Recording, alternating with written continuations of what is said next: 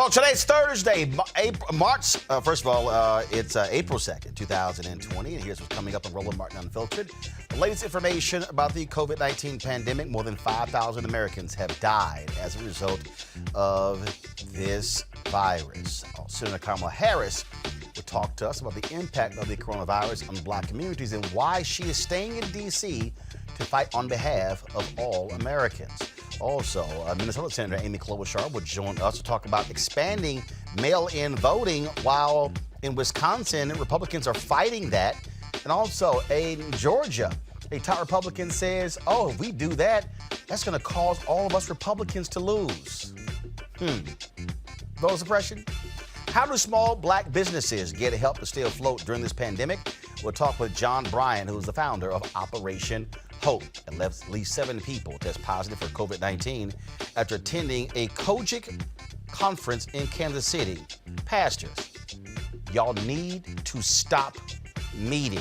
And smaller churches are in danger of closing without help from their parishioners. We'll tell you how larger churches are trying to help. And got a little fun on the show. Some people, of course, staying at home. So I've got a friend of mine out of Miami who's a bartender who's going to have some nice, fun drinks you can make at home while you are social distancing. Plus, Samuel L. Jackson says it's time to stay at home. It's time to bring the funk. I'm Roland Martin Unfiltered. Let's go. He's got it. Whatever the miss, he's on it. Whatever it is, he's got the scoop, the fact, the find. And when it breaks, he's right on time and it's rolling. Best believe he's knowing. Putting it down from sports to news to politics. With entertainment just for kicks, he's rolling. It's on go, y'all. It's Roland Martin, Rolling with Roland now. He's funky, he's fresh, he's real, the best, you know he's Roland Martin now.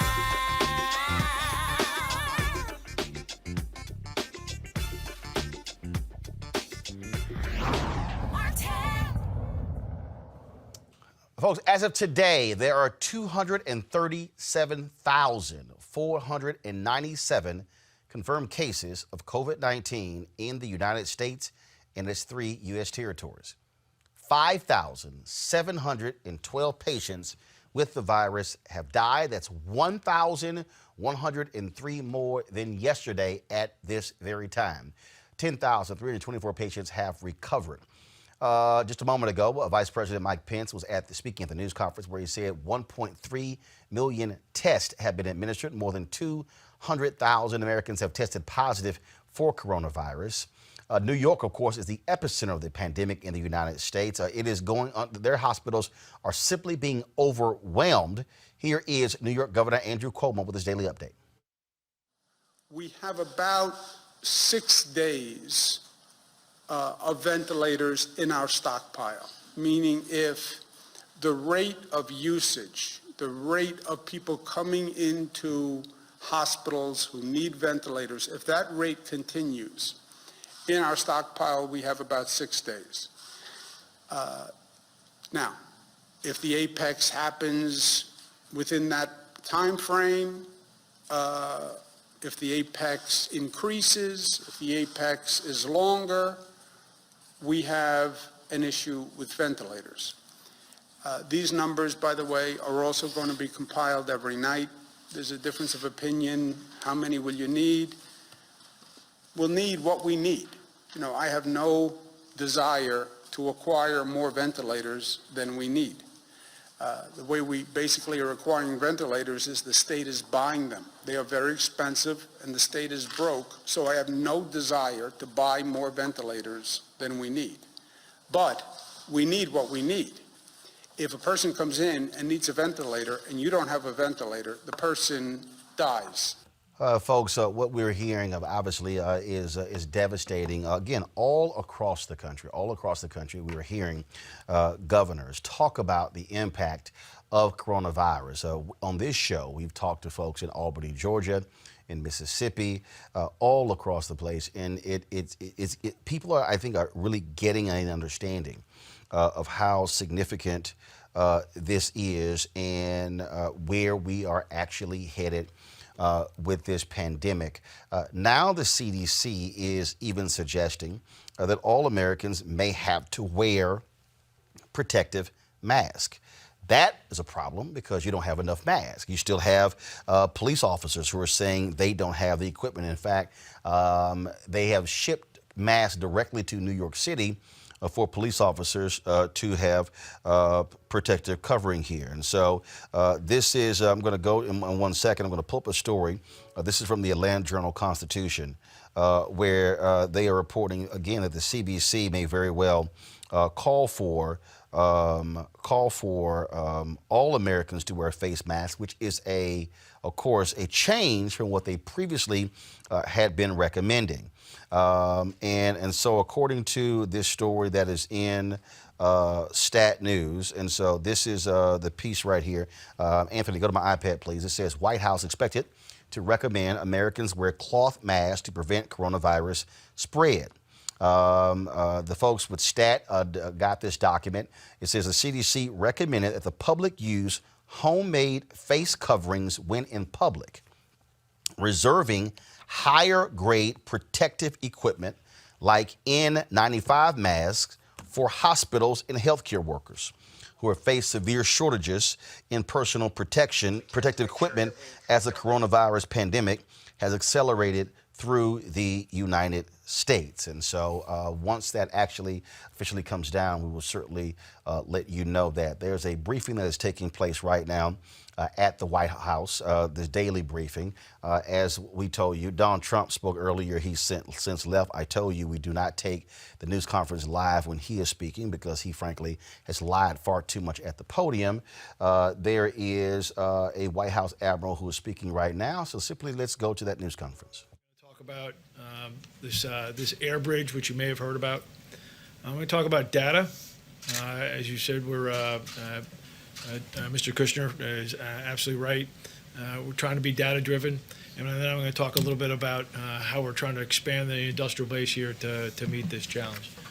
So the first thing I want to talk about is surgical masks. So you've quickly stated numbers here. So I'm about to go through several different slides to give you just scale and magnitude of federal resources that have been applied at the problem. So 27.1 million surgical masks pushed out to state governments. For N95 masks, 19.5 million N95 masks. And so if I was in a local hospital that was running short, I would look upward because the federal government has pushed out resources. So for protective gloves, 22.4 million pairs of protective gloves. For face shields, 5.2 million face shields. For ventilators, we have pushed. You just keep showing that so we can actually see it. So go ahead and go to the split screen so you still show me and show the news conference where they can actually see the graphics they're actually using. I do want to go to the phone lines right now. Minnesota Senator Amy Klobuchar is on the phone line with us. We're seeing what's happening with these elections. While we are dealing with the pandemic, you still have elections going on. In Wisconsin, Democrats are desperately trying to push back the primary on Tuesday on April 7th, but the Democratic governor wants to move forward. A few moments ago, a federal judge actually did not agree with him to stop the election, but did put some procedures in place for people to have more time to get absentee ballots. In some states, they're saying we need to go to a completely mail-in election. Senator Klobuchar, are you with us? Yes, I am, Roland. It's great to be on. I see you actually on the video. Okay, all right then. All right, didn't realize they had you on video. They told me it was a phoner. This election is a huge piece because, look, the reality is people congregate when you vote. If you have long lines, they're sitting right next to each other. We saw that in the states that voted just a couple of weeks ago. You see people who are trying to get this change in Wisconsin. But you also have it was happening in Georgia, where the Republican Speaker of the House actually said that this would be horrible because this will ensure Republicans lose. And so how in the world do we deal with this when we're trying to deal with a pandemic, but you got partisan politics here where we have Republicans who do not want to see mail-in balloting because they actually believe that if more people vote, they lose? It's unbelievable, and I really appreciate that you're talking about this long-term problem. We know the short term. We've got to get the medical equipment out. Despite all these claims by the White House, we know that so many of our frontline workers don't have medical equipment, that this administration screwed up at the beginning when it came to the tests, and that's resulted in actually the need for more medical equipment because we weren't testing people to begin with to figure out who should be quarantined and who shouldn't.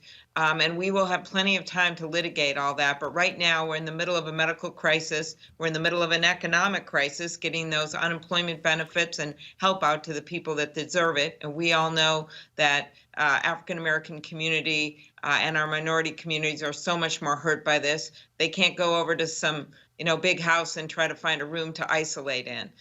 So we've got that going on. But none of this is going to change unless we don't let our democracy function. And that's why, as you've seen these primary elections delayed in so many states like New York for good reasons, we know what's just around the corner, Roland, is the federal election in November. We must allow that to go forward. We voted in the middle of major wars, in the middle of the Depression. We can do this. So that's why I have a bill that's supported by so many major democracy groups, and it would simply allow people to expand vote at home, to expand vote by mail, and to do that by paying for postage, by paying for the envelopes, by getting it out to the people. You are right. We have had some Republican resistance, but we've also had Republican Secretary of States in states like Washington State and Iowa that have said, you know what, we need the funding and we need it yesterday. So that's why in this next group of money, which I think is going to start from the House, Speaker Pelosi is devoted to doing this. We're going to have to need more funding to make it easier to vote. And then for people that still will go to the polls, and there will be people that do that, that's how they're used to voting, we've got to make early voting happen all over the country and happen 20 days in advance so we don't have a massive group of people at the polls at the same time. But the problem that we have, elections are not federal elections. They're actually state elections. And so doesn't that mean you can pass a bill in Congress, but the states don't have to follow it. They can do what they want to do. So what happens if in one state they say, no, we're not going to do mail-in balloting. We don't care. We're not going to extend early voting. What do we do? Yeah. So you are right, except what our bill would do is basically demand these states to do these things and to put these reforms in place, and then also to get the funding out there to go with the reforms. What we have done so far is in that last big bill that passed, we did get $400 million. We want $2 billion, $400 million to go out to the states. In the next bill, we will do what we can to get more money, and I believe we will be successful, but also to tie some reforms and then to push in individual states to get that done. But I think it is so ironic as you bring up Georgia. Stacey Abrams would be governor of Georgia right now if we didn't have the guy that's there now who was then Secretary of State who enforced the laws in a way that made it impossible for people to vote. And we know we're up against a lot, but that doesn't mean we don't try, Roland. And I don't think you'd be bringing this up on the show if you didn't know that there are Democrats and Republicans that want to be able to vote. We've just got to tear down that roadblock, which are the elected officials in Washington, D.C., and the people across the country. Because I can tell you, a veteran out there, when seniors are at most risk, he wants to vote. A grandma out there who's voted her whole life, she wants to be able to vote. And so that's what we have to work on, is just everyone's desire to not pick between safety and voting. One of the things that we talk about in terms of the mail-in balloting as well, what's the status of the post office? I keep seeing these stories that they're talking about they might run out of cash. Will you have workers there? Bottom line is if you're going to do massive mail-in balloting, you got to have a functioning postal office service to do it. And that is part of the next bill as well, more funding for the post office, because they're set to lose their funding if we don't do anything about it. And so a number of us have been working on that at the same time.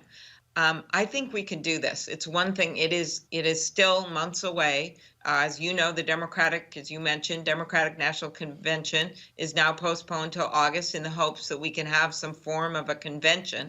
Well, there's every reason to know that we can have an election, but we have to plan ahead. Something that this administration failed to do with this entire pandemic, including getting the testing out when this started in China and getting things approved. Instead, what do? They say, oh, the CDC will handle this. We'll have everyone else stand down. That test got delayed, and look where we are now. They didn't get the equipment out. That's why those of us and the loudest of voices have to stand tall and say, we're not going to let them ruin our democracy. We are going to have an election. So let's talk about this here. So if we do mail-in balloting, how does it, for people who don't do this, how does it work? Yeah. In that, how do I know my ballot was actually counted? So Exactly. do I receive something? I mean, how do I know? Yeah, well, what this has worked very well in some states like Oregon, Colorado. What you do is you get the ballot by mail and then you sign it. You have your signature and then they send it back and then you get something saying it's been received. It's actually worked incredibly well. But let's not be naive. We're not going to be in 8 months changing the whole government so everyone votes that way. Right now, every state has the capability to do this, so we aren't starting from scratch, right? Those absentee ballots. Many people that are watching this right now have sometime filled out those absentee ballots. It's the same idea. It's just that some states make it harder to get those ballots, and we want to expand it. But let me emphasize, and the civil rights groups are with me, one, on supporting this bill. We just did a call with the NAACP and with Senator Wyden and others, and the Leadership Council of strong support for this bill.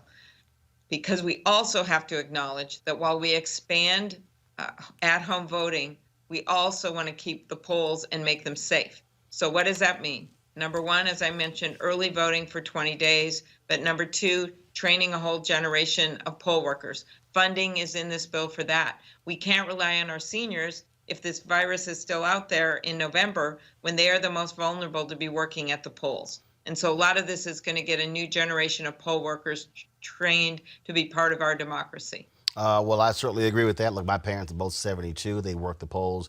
They've been doing that for years. Now, does that surprise me at all when you are their son? Well, they've been doing it for years, and so we definitely want to keep them safe, and so we'll certainly keep watching this. First, we got to get through the primaries before we even get to what happens in November. Senator Amy Klobuchar of Minnesota, we appreciate it. Thanks a lot. It was great to be on again, Roland. Thank you. Thank you. Keep it up. All right, folks, Okay. let's go to our panel. Joining us is Dr. Greg Carr, Chair of the Department of Afro-American Studies, Howard University, Reese Colbert, Black Women's Views, and also Erica Savage-Wilson, host of Savage Politics podcast. Greg, I want to start with you. You heard the senator there.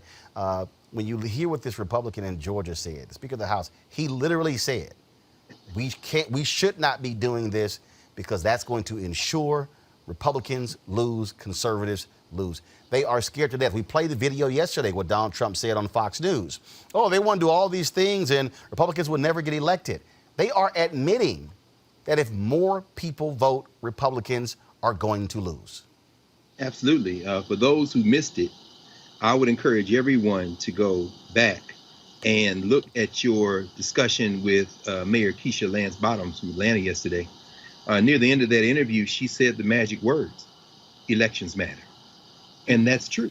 I mean, of course, the majority leader in the state Senate in Georgia, David Ralston, said that. Because, you know, the beautiful thing about a crisis, and there's nothing beautiful about this at all, but the effective thing about a crisis is it reveals the character. It reveals what's inside you already. These Republicans are about vote suppression because they can't win the game of demography. They are anti-democratic, small d democratic. And when he said that, he was just saying what they all believe. And in fact, when Senator Klobuchar and Ron Wyden introduced this bill, there was a Republican from Illinois who came out with that old canard of states' rights. You're taking the rights away from states. But as Senator Klobuchar just said, as we heard, states have this capacity, and states, primarily states controlled by Republicans, have tried to minimize the effectiveness of mail-in ballots by creating all these preconditions before they will give you an absentee ballot. Finally, I think, again, going back to yesterday, what we see is, and this is for my friends who argue that all the parties are the same, no. What we saw with Brian Kemp yesterday, who's the criminal enterprise that happened in Georgia that led to him being the governor, was muted in part by Keisha Lance Bottoms and black people being in charge of the cities. What you saw in Albany, and I'm sure Eric is going to talk about that in a second, that comes because the state is trying to intervene. And finally in Mississippi, where this fool wouldn't shut anything down, Chokwe Antar Lumumba, the mayor of Jackson, Mississippi, says, I have the authority. Elections matter, brother, and this is another example of why. Erica? Oh, absolutely. I couldn't agree more. And of course, Albany is my hometown. And one of the things I know for sure about Speaker Ralston is that he is through and through Republican. And what he has also done is that he's authored a letter that was signed by 11 people in politics, one of which is the appointed Kelly Loeffler, who was found days after she was appointed to Senator Isaacson's seat in December. January 24th, started selling stock after sitting on that Senate Health Committee and hearing about coronavirus. And so when we think about the people who are Republicans in the state of Georgia and our politicians, this is of no surprise whatsoever. Speaker Ralston has definitely been in lockstep with Kemp, Sonny Perdue, who was the previous governor, and Nathan Deal, both previous governors of the state of Georgia. And so one of the things that they did in that letter that they penned is reach out to the current Secretary of State to say that the delay to May 19th from the March 24th primary date, presidential and general primary, be delayed once again. And so interestingly, the Secretary of State, Republican Secretary of State, Brad Raffensperger, has said no, they will go forward May 19th. And so they're really pushing for that to be pushed out into the June timeframe. Another thing about the absentee ballot that I was thinking about while Republicans push against that is you're thinking about people that are actively on the voter rolls.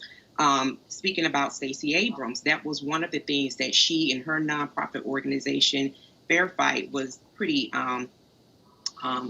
prominent in ensuring that those people that were purged in Georgia around the time that she was running for governor, those 200,000 plus names that were purged, be added back, and they got about 50 or 60,000. But this definitely is continued in the vein that I've come to expect with the state of Georgia.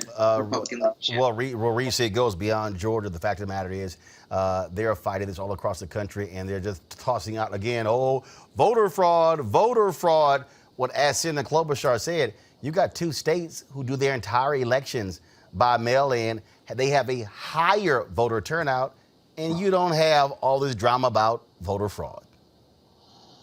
Yeah, and to be honest, the Republicans are the ones that are engaging in voter fraud. They're the ones that are, disproportionately throwing out voter absentee mail-in ballots from Black communities and from people of color communities. And so if anybody's engaging in voter fraud, it is the Republicans. They purge Black voters. They block access to the ballot box. And so that is who we need to be worried about. But taking it back to Georgia, it's water under the bridge now, but we have to make sure that we don't take our eye off the balls with these secretaries of state. Brian Kemp was able to steal that election because he was Secretary of State and running for governor. Even though Stacey Abrams didn't make it to the runoff, there was an opportunity to have a Democratic Secretary of State, and the voter participation in that December runoff fell off. So we have to make sure that not only are we getting Democratic governors, but we're also getting Democratic secretaries of state, people that will honor the ballot box. All right, folks, hold tight 1 second. Got to go to a break. When we come back, we're going to hear from Senator Kamala Harris, who is talking about why she is staying in D.C. to fight on behalf of African Americans. And she's encouraging Black businesses to apply for those federal dollars to make sure we stay in business. We'll also hear from John Hope Bryant, founder of Operation Hope, who is also fighting to make sure that Black small businesses are getting our fair share of that $2 trillion bill passed by Congress. Folks, you're watching Roland Martin Unfiltered. Back in a moment. You want to check out Roland Martin Unfiltered? YouTube.com/Roland S. Martin. And subscribe to our YouTube channel. There's only one daily digital show out here that keeps it black and keep it real. It's Roland Martin Unfiltered. See that name right there? Roland Martin Unfiltered. Like, share, and subscribe to our YouTube channel. That's YouTube.com/Roland S. Martin. And don't forget to turn on your notifications so when we go live, you'll know it. Senate Majority Leader Mitch McConnell and Republicans have had the audacity, the unmitigated gall to say Democrats were ignoring the coronavirus because of Trump's impeachment. Yet here is Senator Kamala Harris in a Senate committee hearing of Homeland Security on February 12th.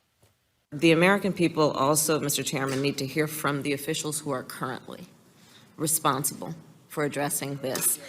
And we need a public hearing with current government officials as soon as possible. It is critical to my state of California. I have spoken with some of the current officials and asked them why they are not here today. And they did not have a good response for why they are not. In fact, they went on to say, well, we have to take time to prepare talking points. The American people deserve them to be here this morning. Joining us right now is Senator Kamala Harris of California, coming live from Washington, D.C. Senator Harris, always glad to have you back on the show. It's good to be with you, Roland. So it has been laughable to watch these daily news conferences, which really is Donald Trump's reality show, and to listen to him talk about how everything is great and wonderful and perfect and how great they've been doing, and they get a 10 out of a 10, when in fact, in February, you and other Democrats were saying, what is happening with this? Senator Chuck Schumer, January 26th, called for a national emergency. They were not paying attention. Trump was not paying attention. Right. No, but you have the film of that hearing. We also had many closed-door hearings, which one, I asked why were they closed-door, because the American people needed to hear what was going on. But there were very few answers then and still. You know, listen, we just heard a report from the president's own scientists that there is an estimate that up to 250,000 Americans will die because of this pandemic. And one of the things that we know, we certainly couldn't have avoided it arriving on our shores, but we could have mitigated it, and that would have been by responding immediately to the seriousness of the crisis and embracing truth, embracing fact, embracing science. But instead, we had a president who was referring to this as a hoax. All right, folks, we're going to do this here. We recorded the interview early. We're going to have an issue with our playback. I'm going to go to a break. Anthony, go ahead and play our Pocket Square commercial to give us a couple of minutes to buy some time. We're going to get this problem fixed, and then we'll come back with the full interview. Back on Roland Martin Unfiltered in a moment. All right, so a lot of y'all are always asking me about some of the pocket squares that I wear. Now, Robert don't have one on. Nope. Now, I don't particularly like the white pocket squares. I don't like even the silk ones. And so I was reading GQ magazine a number of years ago, and I saw this guy who had this pocket square here, and it looks like a flower. This is called a shibori pocket square. This is how the Japanese manipulate the fabric to create this sort of flower effect. So I'm going to take it out and then place it in my hand so you see what it looks like. And I said, man, this is pretty cool. And so I tracked down, it took me a year to find a company that did it. And so they make these about 47 different colors. And so I love them because, again, as men, we don't have many accessories to wear, so we don't have many options. And so this is really a pretty cool pocket square. Now, what I love about this here is you saw when it's in the pocket, you know, it gives you that flower effect like that. But if I wanted to also, unlike other, because if I flip it and turn it over, it actually gives me a different type of texture. And so therefore it gives me a different look. So there you go. So if you actually want to get one of these shibori pocket squares, we have them in 47 different colors. All you got to do is go to RolandSMartin.com/pocket squares. So it's RolandSMartin.com/pocket squares. All you got to do is go to my website and you can actually get this. Now, for those of you who are members of our Bring the Funk fan club, there's a discount for you to get our pocket squares. That's why you also got to be a part of our Bring the Funk fan club. And so that's what we want you to do. And so it's pretty cool. So if you want to jazz your look up, you can do that. In addition, y'all see me with some of the feather pocket squares. My sister, who's a designer, she actually makes these. They're all custom made. So when you also go to the website, you can also order one of the customized feather pocket squares right there at rolandsmartin.com/pocket squares. So please do so. And of course, it goes to support the show. And again, if you're a Bring the Funk fan club member, you get a discount. This is why you should join the fan club. All right, folks. Again, so what we're doing is we're going to have the Senator Kamala Harris interview for you in just one moment. We have some technical issues, but we're going to get that all taken care of. I got to do this for y'all. You talk about just utterly hilarious. So today, Brian Kemp said something, Erica, that was unbelievable. He literally gave a news conference where he said that, you know what, I just learned about how coronavirus can be transmitted. First of all, I just want to play this for y'all. So, Anthony, go ahead and play this. I think it's the reason I'm taking this action. Just like I've continued to tell people, I'm following the data, I'm following the advice of Dr. Toomey. Her and I both mentioned in our remarks, finding out that this virus is now transmitting before people see signs. So what we've been telling people from directives from the CDC for weeks now, that if you start feeling bad, stay home. Those individuals could have been infecting people before they ever felt bad. Well, we didn't know that until the last 24 hours. And as Dr. Toomey told me, she goes, this is a game changer for us. And I had been listening to her advice. I think it's the reason I'm taking this action, just like I've continued to tell people. You just learned that in the last 24 hours? Erica, the Centers for Disease Control is down the street. Erica, you from Albany, right? You guys, Erica there? I'm here. Okay, Erica, what's the state capital of Georgia? Atlanta. So the state capital of Georgia is in Atlanta. Mm-hmm. The Centers for Disease Control is located in Atlanta. And Brian Kemp, the dumbass governor of Georgia, just learned in the last 24 hours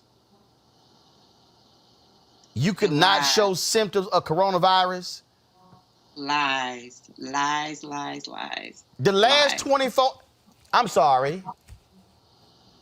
Yeah, and I'm glad you said it the way that you said. It gave me a moment to just smile, because unfortunately, Georgia, which has the fourth largest Black population in the nation, Dougherty County, where I'm from, Albany, is leading in coronavirus cases. And what makes this not laughable to me is that of all of the people that have passed away in Dougherty County, one of those people that passed away after 24 hours on last Saturday was a great asset to the community, and a dear friend, Femi Anderson, who is a proud Albany State University graduate, the Unsinkable Albany State University, and that she also was a big influence in music and culture in the city.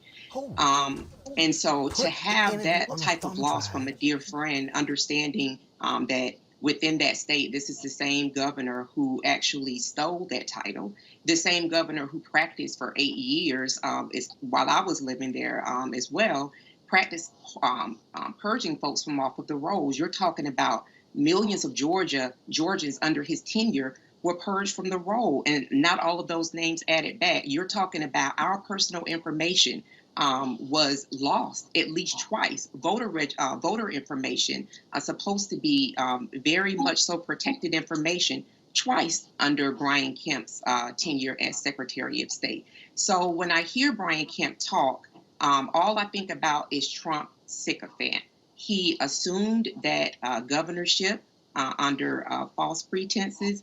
And so to say that he only learned that people were able to be asymptomatic and be carriers of the coronavirus, I don't believe that at all. He's proven himself to not be executive material, to not be a leader.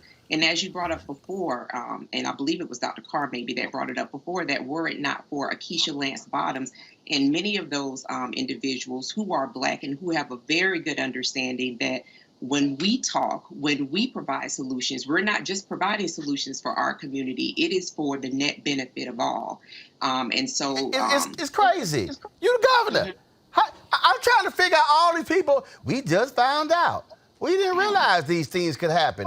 Every day we have been talking about how you can get it. You don't have to show symptoms. Every day, oh my goodness, we didn't know that the last 24 hours, we just figured out what was going on. Oh my goodness. And people will believe that. I don't get it. And run with it. Reese, it makes no sense.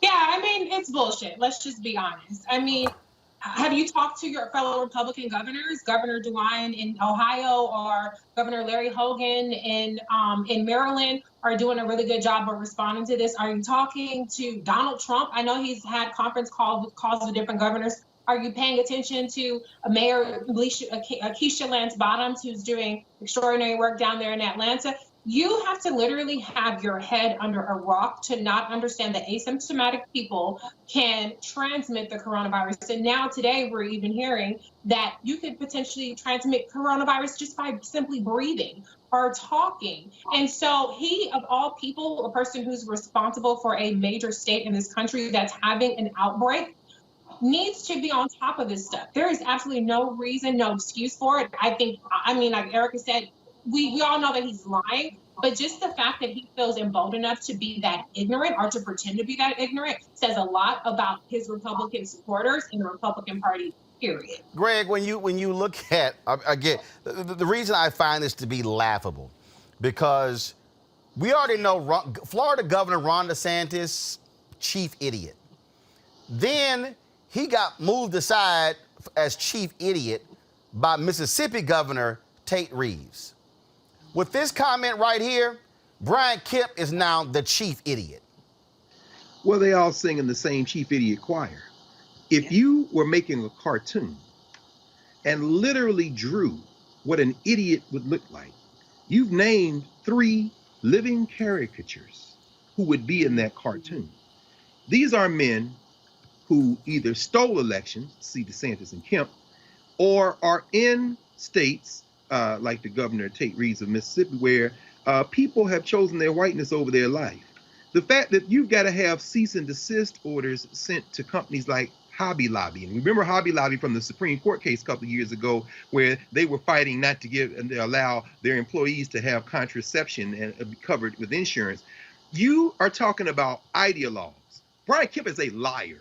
What we heard Sister Savage Wilson say with the eloquent phrase used in our Black American community, lies, lies. He's a liar, and ignorance and deceit are not mutually exclusive. At that same press conference, he threw his chief medical advisor under the bus, and she's standing back there like the same hostages on Donald Trump's daily press conference, not saying a word. Well, I rely on her. And then meanwhile, when you interviewed Mayor Lance Bottoms yesterday, she named the guy at the Emory Medical Center she's in contact with every day, who told her, you've got to the 24th of...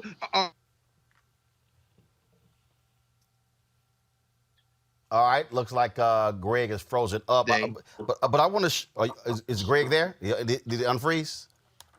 All right, Greg, finish your point. Go ahead. No. I was just going to say very quickly that Lance Bottoms, using medical advice, then went on to immediately sequester Atlanta. The bottom line is this, brother. You've named it with Kemp. These are liars, and they're using ignorance as an excuse. But at the end of the day, people need to understand these rogue ideologues are willing to sacrifice your life to get and maintain power. That's the bottom line. Anthony, I want you to go to my iPad. Folks, this is an interactive map from the New York Times, okay? You see where the gray is on the far left is no travel. Okay? That's no travel. That gray you see on the left. On the left. The darker portion, darker stuff is you see it's called closer to normal travel. Look at that. Now remember they always talk about these elections and they're always talking about, you know, southern states. Look at all those red states. The dark color and the lighter color. So let me say it again, y'all. The gray area of this New York Times map, that's called no travel. As you see this map, what is it telling you? Oh, you see New York, Vermont, Massachusetts, Connecticut, Maryland, D.C., New Jersey, Pennsylvania, most of Ohio, West Virginia, Illinois, Wisconsin. Then you go to most places in Colorado, New Mexico. You see, you look at California, Washington State, Oregon State. But look at all those red states. North Carolina, South Carolina, Florida, Arkansas, Mississippi. Y'all, this is as of last week. That's why this damn thing is spreading. It is spreading because these ignorant governors were so idiotic and did not want to tell people to keep their ass at home. And guess who's now getting sicker? Those same states. Greg, go ahead. No, I was just going to say very quickly, much of that activity in the states where our people are, especially the South, as the Times article kind of goes on to explain, is because our people are at the bottom of the socioeconomic order, which means they are the ones who are in the grocery stores, who are still at the bodegas, who have to travel to work. And also, they are also the ones who have to go farther, particularly in the South, and Erica knows this as a Southerner like we are. They have to go farther to get supplies from a grocery store. So in the red, even in those states where our people are, that red isn't necessarily because they want to be out. That blood red underscores your point. There's still 12 states that haven't shut down. This is what is driving me crazy here is that this is death.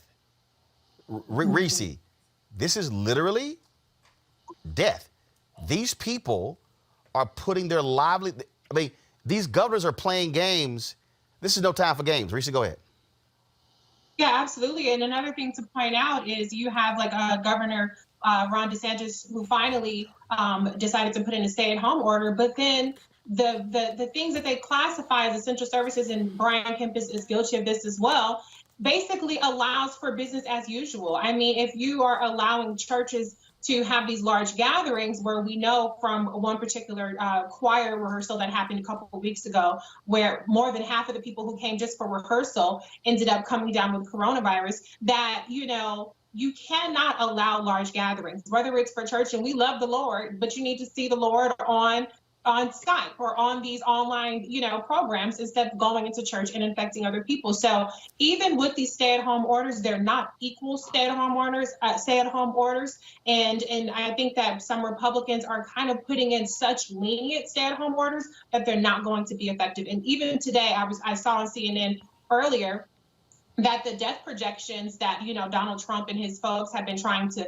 socialize or normalize us at 100,000 plus people will die. Even that has been, you know, revised upwards because the social distancing and the stay-at-home orders have not been effective enough, and they have not been widespread enough. Well, they're not effective, Erica, because unless you go hard like they did in California and force people to stay inside, they're not going to do it. And I'm telling you right now, we're going to discuss it a little bit later. These churches, Reverend Jackson had a phone call today, Erica, with more than 1,000 churches trying to get these black pastors to keep their behind at home. Your home city, Albany, somebody was infected, went to a funeral in Albany, Georgia a couple of weeks ago, infected a number of people. 30 people in Albany have now died as a result. People need to understand this thing does not discriminate, and we're going to be the ones who really get hurt by it the most. Erica, final comment before I go to a break and come back with the Kamala Harris interview. Right. And so faith without works really is truly dead.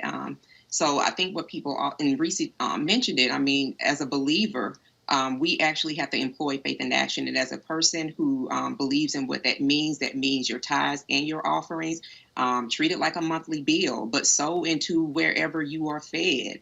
And just on the Albany piece, I just want to mention, because I don't think that there was mention of this, right before those funerals, Albany had a marathon and a half marathon that drew upwards of 1,200 people from 34 states and 7 foreign countries to help qualify for the Boston Marathon, the Snickers Marathon. They've been doing it for 14 years. So that, coupled with being a couple days later, you have this funeral gathering, really did make Albany a hot spot for coronavirus in the state of Georgia, unfortunately. Well, that is quite unfortunate. All right, folks, so we figured out our technical issues, and so here is the interview that I promised earlier with Senator Kamala Harris.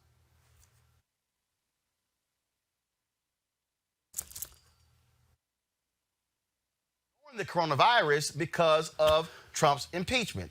Yet here is Senator Kamala Harris in a Senate committee hearing of Homeland Security on February 12th.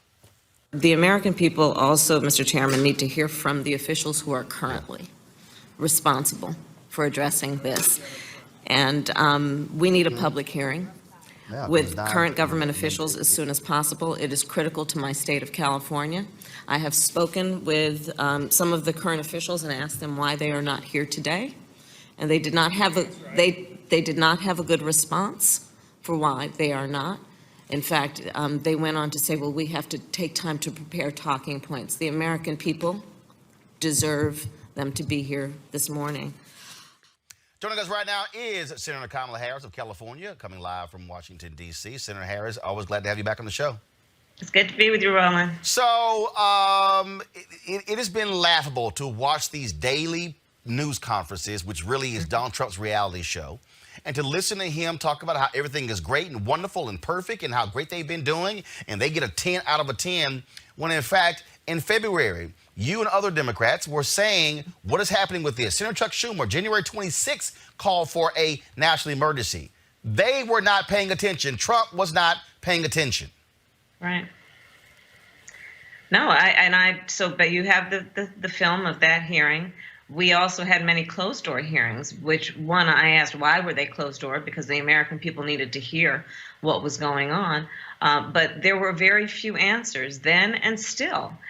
You know, listen, we just heard a report from the president's own scientists that there is an estimate that up to 250,000 Americans will die because of this pandemic. And one of the things that we know, we certainly couldn't have avoided it arriving on our shores, but we could have mitigated it, and that would have been by responding immediately to the seriousness of the crisis and embracing truth, embracing fact, embracing science.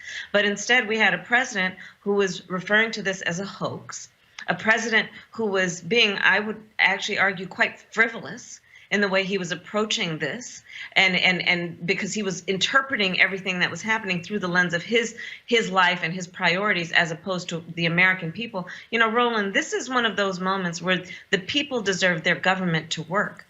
The government has 3 essential functions: public safety, public education, and public health. But part of the problem with Donald Trump is he has never fully embraced what it means to be president of the United States. He does not believe in government. And so at this moment, where the people need their government to work and need their president to take on a sense of responsibility for the public health of the nation, he has fallen short. And what has happened instead, thankfully, is we have leaders at a local level, at a state level, who have been shouldering on broad shoulders the responsibility for taking this on. London Breed, the mayor of San Francisco, was the first mayor in the country to say, you know what, we're locking this down. We're going to have people stay at home.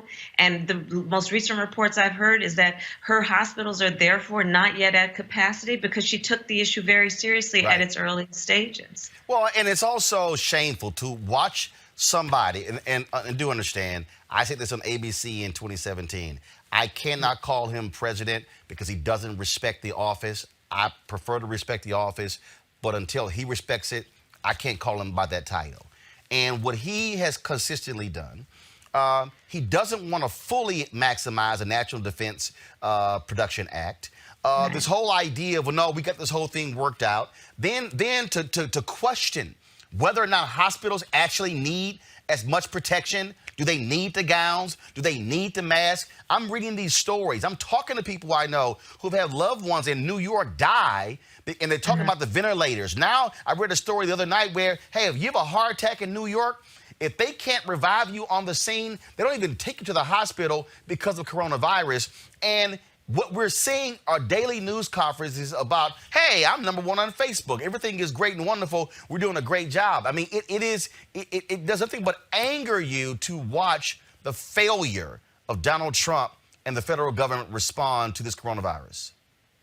No, I mean, to add to the points that you're making, the hospital workers, you know, so many of our healthcare workers are women of color who are going to work every day, leaving their babies at home because they believe in their mission, which is to help save lives. And they are going to these public health facilities, hospitals and clinics, and they are doing their work without the appropriate protective equipment. They are coming home knowing that there is a potential for them to infect their family, and they're doing it because they believe in their mission. Some of the heroes coming out of this, clearly one of them is not the President of the United States, but some of the heroes are these healthcare workers who are, you know, not just doctors and nurses, but the folks who are working in the hospitals every day, helping to bring aid to the people who need relief.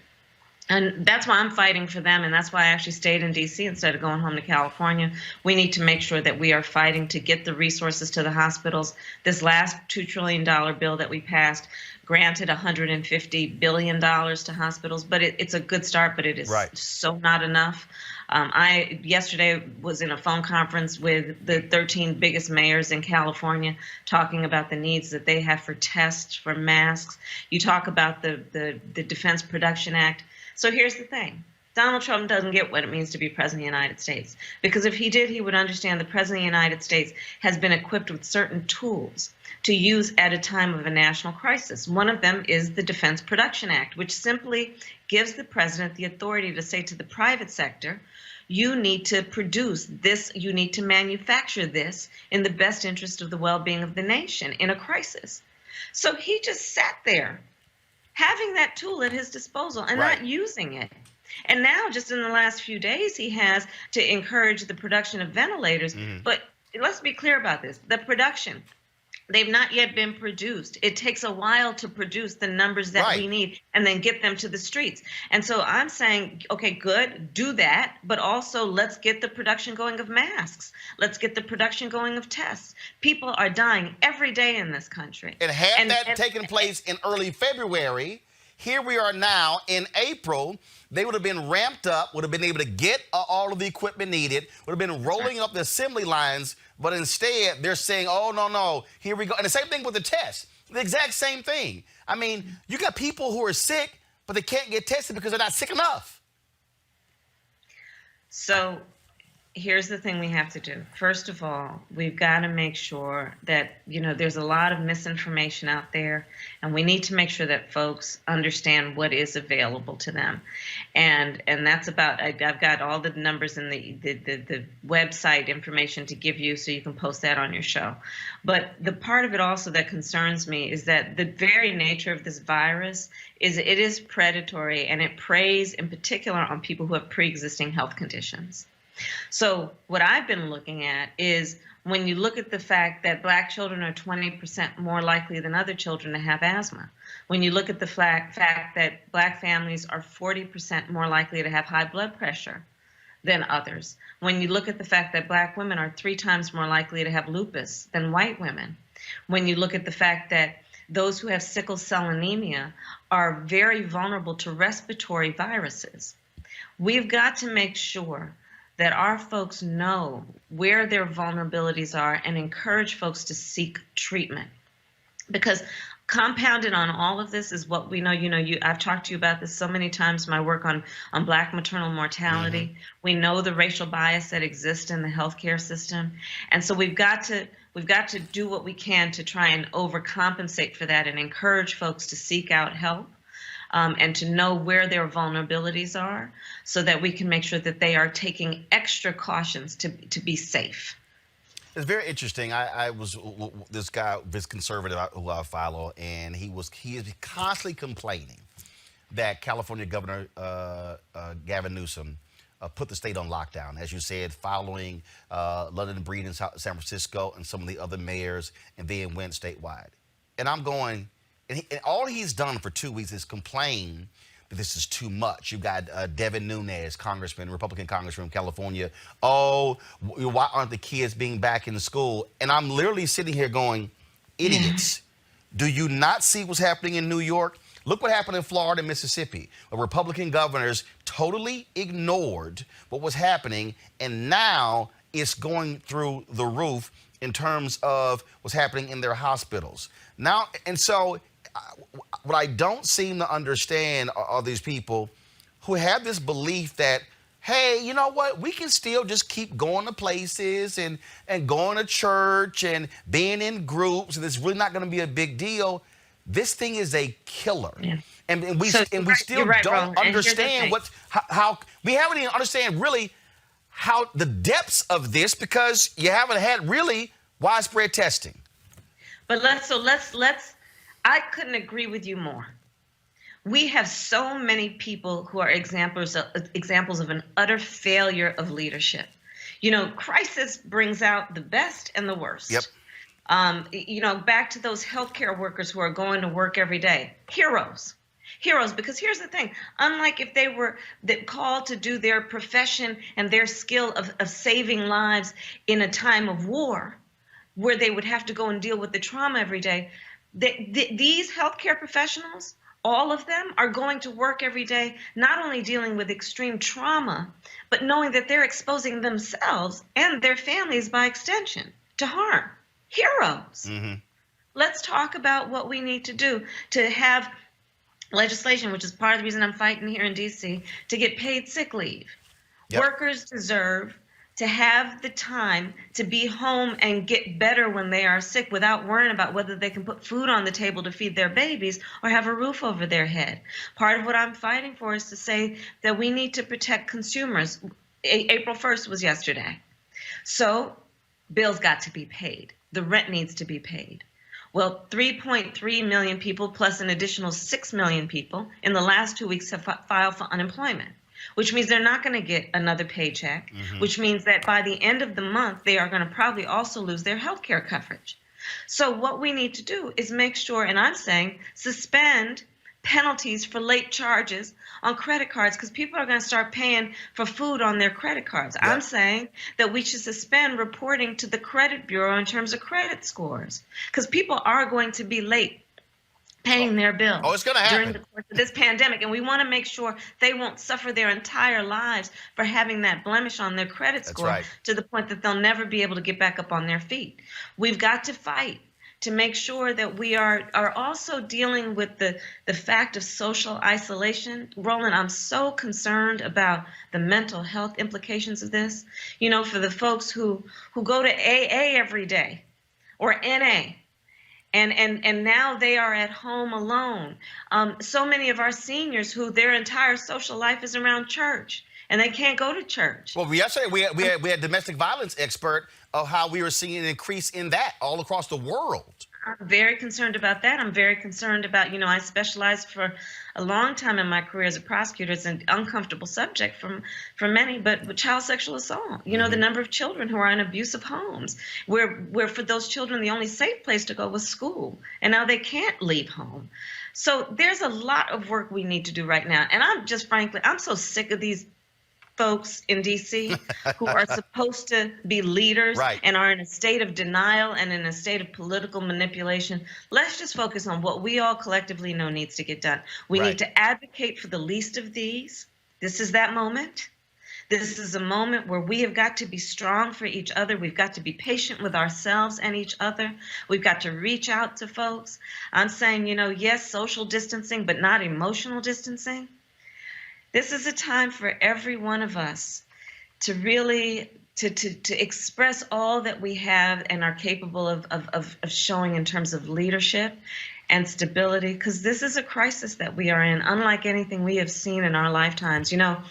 And to that point, We lived through 9/11, most of us.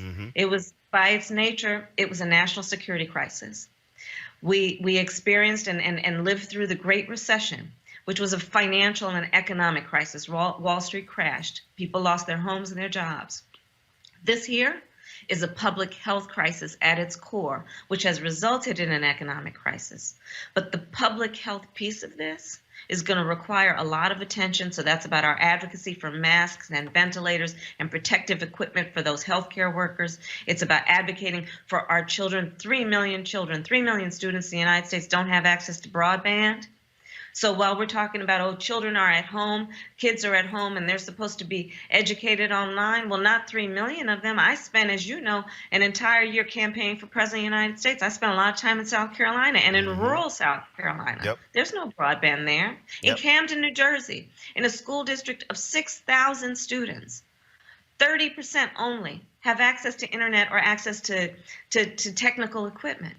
So these are the things we need to deal with right now. And this really is about each one of us reaching out to our friends, to our neighbors, letting them know they are not alone, and advocating and helping to support them and weather this storm. Last question is not even a question, it's really a statement. Could you please implore the small black business owners who are watching that they have to apply for, look, $2 trillion plan. Look, this is a small business, okay? I started this show 2 years ago.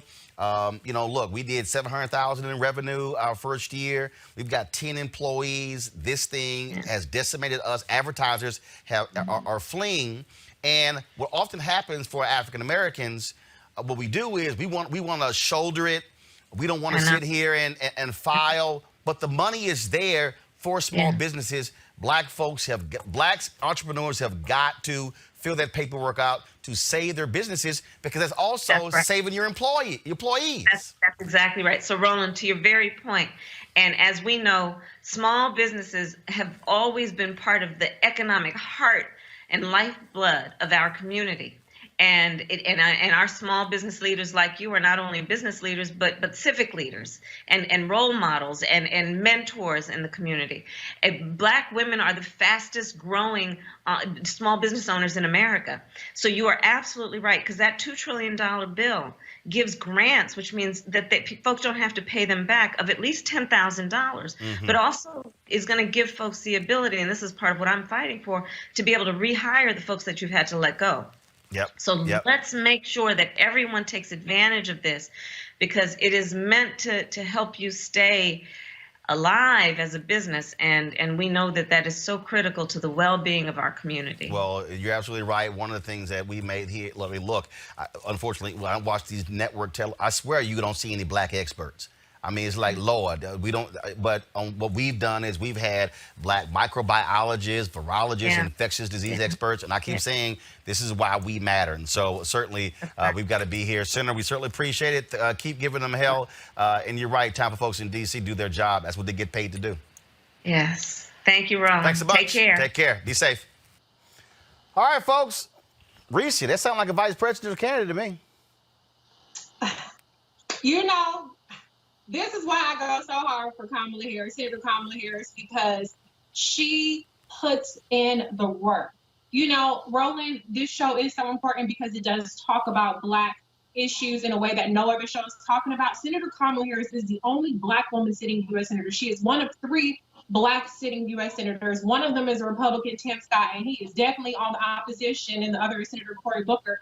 But she is truly, truly an advocate for not just Black communities, but for people of color, for Native American communities, for U.S. territories like Puerto Rico, ensuring that they get their treatment, the District of Columbia as well, for LGBTQ communities, for children. I can go on and on and on. We just saw the interview where Senator Kamala Harris can tick off so many things.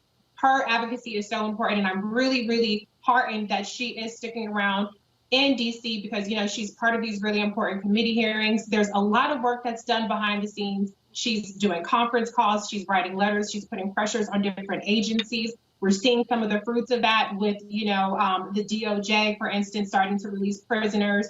And throughout the country, people are starting to do that. That's some of the advocacy that she's led on. So absolutely, it's not about just having a Black person there for the sake of having a Black person. It's not just about symbolism. It's about the person who is calling the shots, who has a seat at the table, who has our interests at heart, and who's going to do the work and not just talk the talk.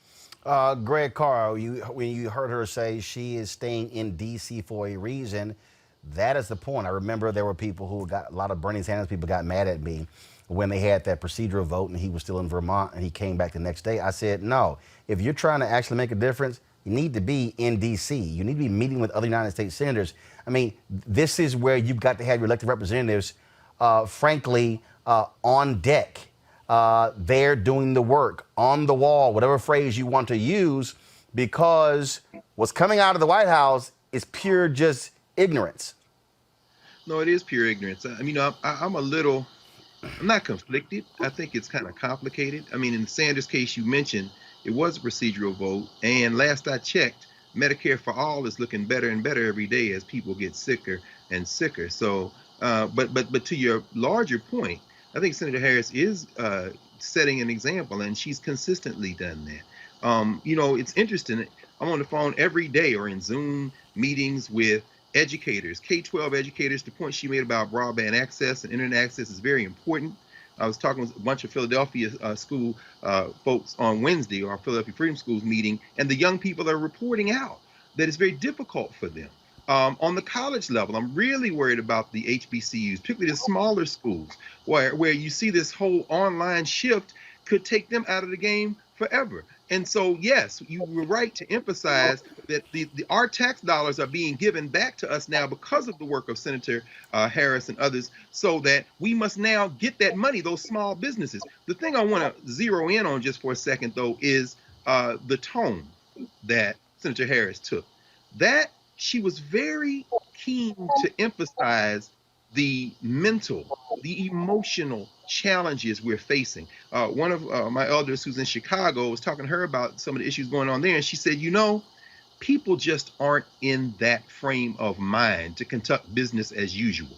So if you are a federal legislator and you've gone home because of family circumstances, or you're trying to do work politically on the ground there, you must remain intimately connected with DC. If you've done as Senator Harris done, you're given an example of being physically present. But we have to remember, whether it's administrators scheduling Zoom conferences every 2 hours without regard to the fact that people are just trying to get from sunrise to sunset, or other people thinking, well, it's just now all online, we can make that shift.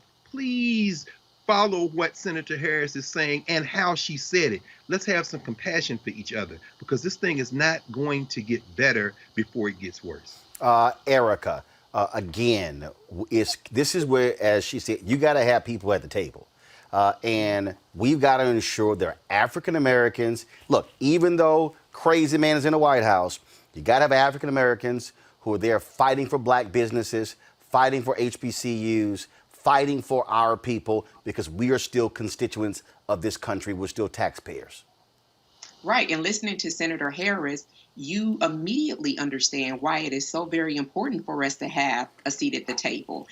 Because, again, going back to what we do when Black people enter the picture, specifically Black women into a place of leadership, having a voice, we lift up all people. Think about the myriad of issues that she rolled out, some things that had not been thought about. I listened to her on an MSNBC interview a couple of weeks ago, and when she was rolling out how we should treat this and the things that are important, that third piece that she brought in, and she's one of the only people that I've heard say this, is she's the approach should be from a public health approach, a public health standpoint, and that it does have economic and all these other implications. And so when you think about the whole person and how that impacts making this really, really serious shift, a shift that when you think about the census, there had to be preparation for that, going to digital, going pretty much all digital.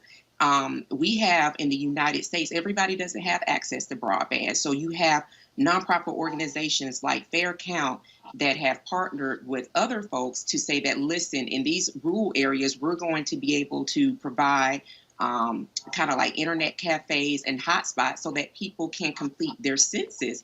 And National Census Day was yesterday. So that is why it is ever important that Black folks, communities of color, are at the table Yep. because we are thinking about the whole community because that's who we are. Well, folks, you heard me talk to Senator Kamala Harris about that very issue in terms of African Americans getting these dollars from the federal government. Joining us right now is John Hope Bryant. He is the founder of Operation Hope. He has been one of the folks out there, again, making that possible, trying to make that thing possible as well. John, how you doing? All right, is John there? Hey, Roland. Hey, John, how you doing? All right. I'm well. Thanks for advocating on behalf of our people. Well, I certainly appreciate it, sir. Glad to have you here. And also, y'all see that water bottle sitting right next to John? Just so y'all know, yeah, he sent me one too. So this is a huge water bottle, so I keep it right here. It's not cheap. This is not the cheap one. This is the real deal. No, this ain't cheap. This ain't cheap. So nice big 25-ounce bottle. And so, Anthony, what are you doing? Go to Split Shot. And so just want y'all to know I stay hydrated doing this 2-hour show. And so we're certainly glad to be here. John, first and foremost, talk about, again, the work that you have been doing to make sure that we are getting our fair share of this $2 trillion deal Congress passed. Yeah, so let's keep it real clean here. We can play, we can get into political partisanship at another time. The color now is green. It's not red or blue. It's not black or white. It's green, as in the color of U.S. currency and sustainability of the environment. It's all hands on deck. I'll explain why, in my opinion, in a second. But and as you know, Roland, I've worked with successive administrations, Obama, Clinton, Bush, etc., because the color's green and we don't get enough of it, as you've been saying on your show. And thanks to the senator and others for working bipartisan basis, the good old days, bipartisan basis, to get this legislation through in record time. About 10 days ago, I got a call on a Saturday morning from the Treasury Department asking for my help. I said, of course, what? They said, we need creativity around a $300 billion small business liquidity program. Should it be equity? Should it be debt? Should it be a grant? So on and so forth. So I put out my iPad and sketched some stuff out and sent it to him. And a couple of days later, somehow it found its way, a draft of it in the Senate bill. It's going to be live, I think, this weekend and accessible to all Americans. I'm concerned that African Americans, for a range of reasons, African American small business won't get their fair share. Even nonprofits, by the way, listen now, everybody listening and watching this can get access to this. In other words, you get funding too. Individuals have access, companies have access, nonprofits and faith-based organizations should get liquidity. And again, independent contractors. So, for instance, if you're a freelancer, if you're somebody out there and you're a consultant, so you don't actually have a business set up, but you're just an independent contractor. Mnuchin today at the press briefing said that they can also apply for this. Business owners can now apply for up to $10,000 cash advance grant through the Small Business Administration, and then you can get working capital up to $2 million. And one of the things that also jumps out, there's a loan forgiveness in that if you keep your employees, right, John? Yeah, this is employee centric. First of all, it's unprecedented. There's never been a windfall like this of opportunity for our people if we take it ever in 100 years of modern government. This even going back to the Great Depression, never been anything like this before. And so, yes, if you keep your employees on, you don't pay that portion of the loan back. That's the grant piece that was built into it. So it functions like a loan. But if you furlough your employees versus firing them, bring them back, or hire, you get to keep that money in order to pay it back. It becomes equity in your business without having the government be your partner. Roland, let me give some little context for how big this is. Yep. People throw around these numbers and nobody really thinks about it. When we bailed out the automotive industry, everybody got all worked up about that. That was a couple $2 billion. When we had the mortgage crisis, of course, that was the worst thing since, as you know, the Great Depression. That was $187 billion, give or take. 2 weeks ago, there was $1 trillion, a T, went through the Federal Reserve through the Fed window to banks to keep them liquid. Then there was a $2.5 trillion, this package, that just passed through. That's $3.5 trillion. There's probably another trillion that will come through as part of this whole stimulus. That's $4.5 trillion. That is 20 times larger than the last stimulus in the history of this country, and it's literally a quarter of the GDP of this country. $4.5 trillion. They're literally taking a $4.5 trillion worth of cash and plugging a hole in the economy covering 90 days. It's unprecedented. And the banking regulators have signaled to the banks, do not put undue pressure on borrowers, read black and brown folks in this example, who are good people. In other words, you paid before, but because you were laid off, because you have some trauma now, you can't pay right now. Back off of them, give them 30, 60, 90 days to reset themselves. Do not penalize them, and you can restructure that mortgage. Unprecedented, Roland. The reason this is so important, the reason I'm spending this amount of time on it, and to my panelists, if y'all have a question for John about this, get your questions ready, because I'm going to go to you next on this. It's because, John, and I'm just going to go back to when, in 2004, when I filed for personal bankruptcy because of health, because I had my appendix ruptured. And by the way, so proud, Roland, that you have no shame mentioning that. People have no shame in their game about mentioning what's going on. It's just something that happened. I'm so glad you said that. A dude in the White House and filed bankruptcy 4 or 5 times. So it's like, I'm just, come on. And so the reason, here's why I'm saying that. And you can speak to this because you've seen it. African Americans, we have been raised, we have been taught. Our whole thing has been you got to bootstrap everything. And so then what happens is we put all this pressure on our shoulder. How are we going to meet our obligations? How are we going to pay it? And I've talked to people and they're like, man, I couldn't believe you filed for bankruptcy. I was like, yo, white folks created this system. I'm just using the system they created. And I remember, and I never forget, I remember sitting in the room and I looked at the faces of all the black people. Man, it was pain, it was pressure. I saw these white folks who were perfectly fine. So I'm talking to this one dude, and he's telling me, man, this is the 3rd time I filed, wasn't no big deal. And when I look at it, so last night, just so everybody understand, I ain't got a problem saying it. So when I got a phone call from my CFO, and she said, look, what are we going to do about the show? I said, what do you mean? She said, well, you're not paying yourself from the show. You're living off of your speeches. Your speeches have all been canceled. Right. She said, advertisers are not spending money. What are we gonna do?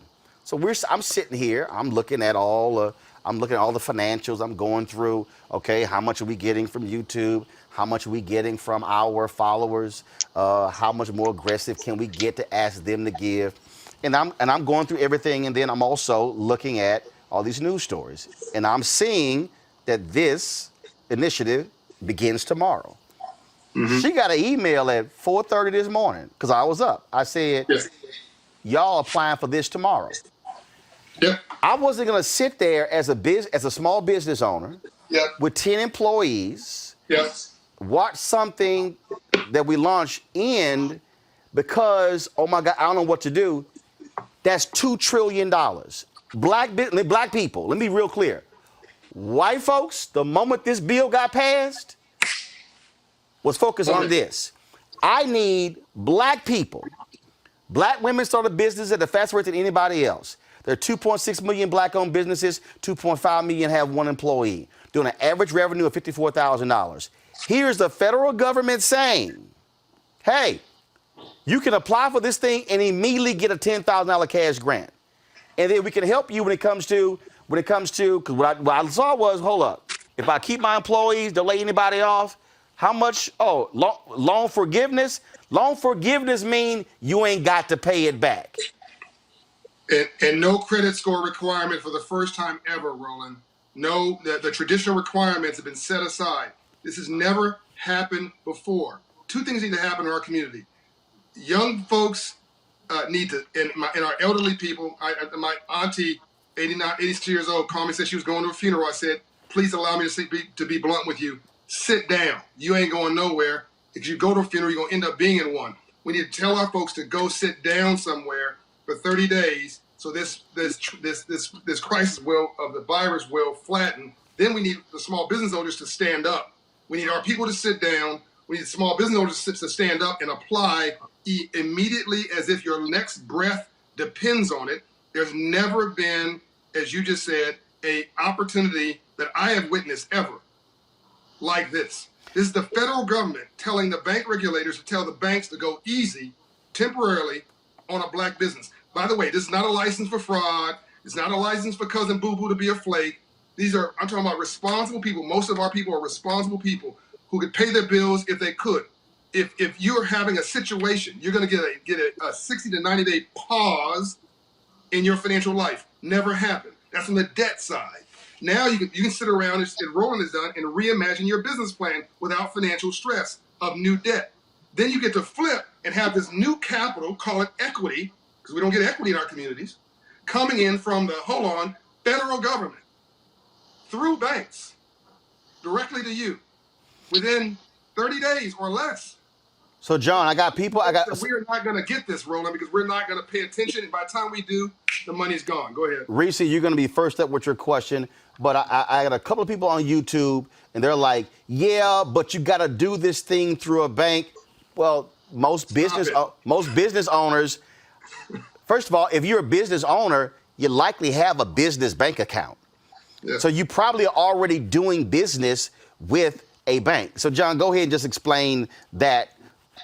Yeah, we just need to stop it. Like, we kill ourselves before we even get out of the blocks. Just stop it. Stop with the cynicism. Stop with the complaining. Like, complaining don't pay a bill. Like, this is serious, people. Go to the bank. The bank is just simply a conduit for this. This has been guaranteed by the U.S. Treasury Department.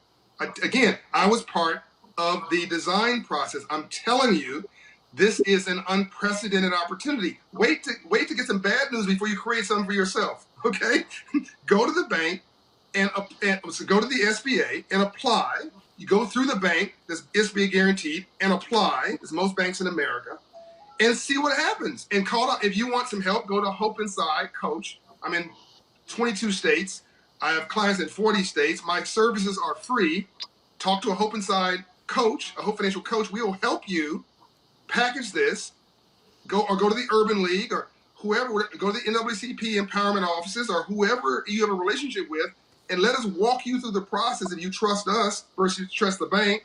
And the bank is literally a conduit because the loan is guaranteed by the Treasury Department, so the banks are cool with it. Reese, you got a question for John Hope? Brian? Yeah. I just want to, you said something about by the time people apply, the money is gone. Is this something that is time sensitive or is it first come, first serve? What is the criteria for how this money is being shelled out? Is it something that if you apply and you meet the criteria, you'll get it? Or do people have to worry about some sort of racking and stacking of the different applicants?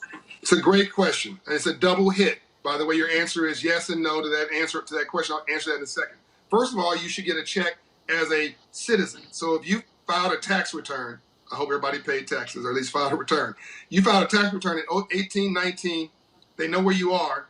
If you make $75,000 or less, translation, most black people, you're gonna get a check for $1,000, $1,500. If you have two parents in that household, two people in that household, and it's less than $150,000, you're gonna get 2 checks.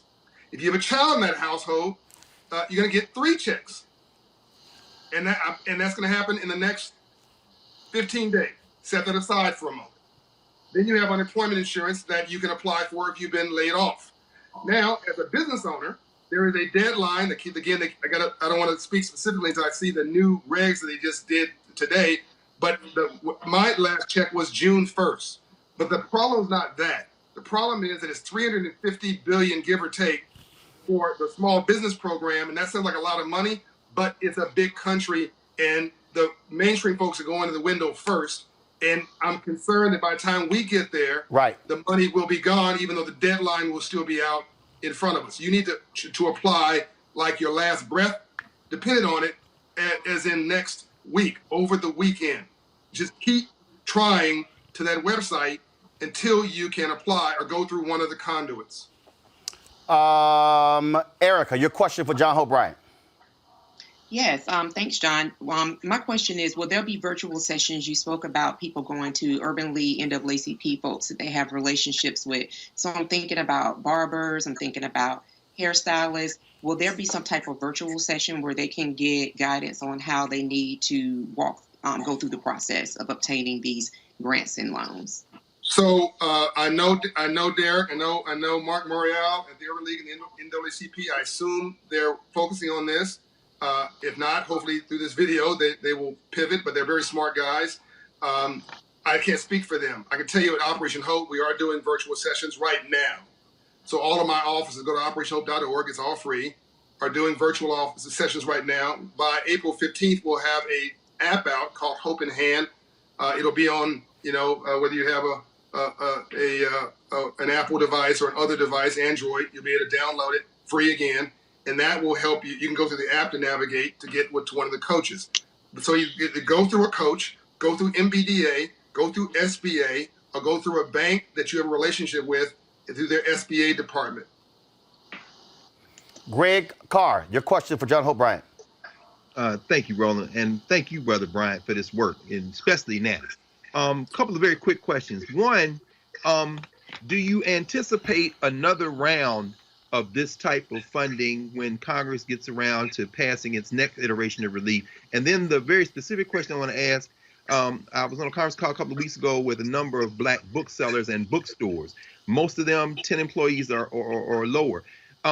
Taking advantage of this, how long do you think these smaller businesses, how long would it carry, for example, a small business who successfully applies for and receives the grants or the loans allowing them to keep their employees on? It's a very good question. So I'm going to say something a little unorthodox. And Roland, this is the first time I'm going to say this. I'm going to say it on your show. And I hope that you take it in the spirit that I'm saying. Actually, this is an opportunity for you.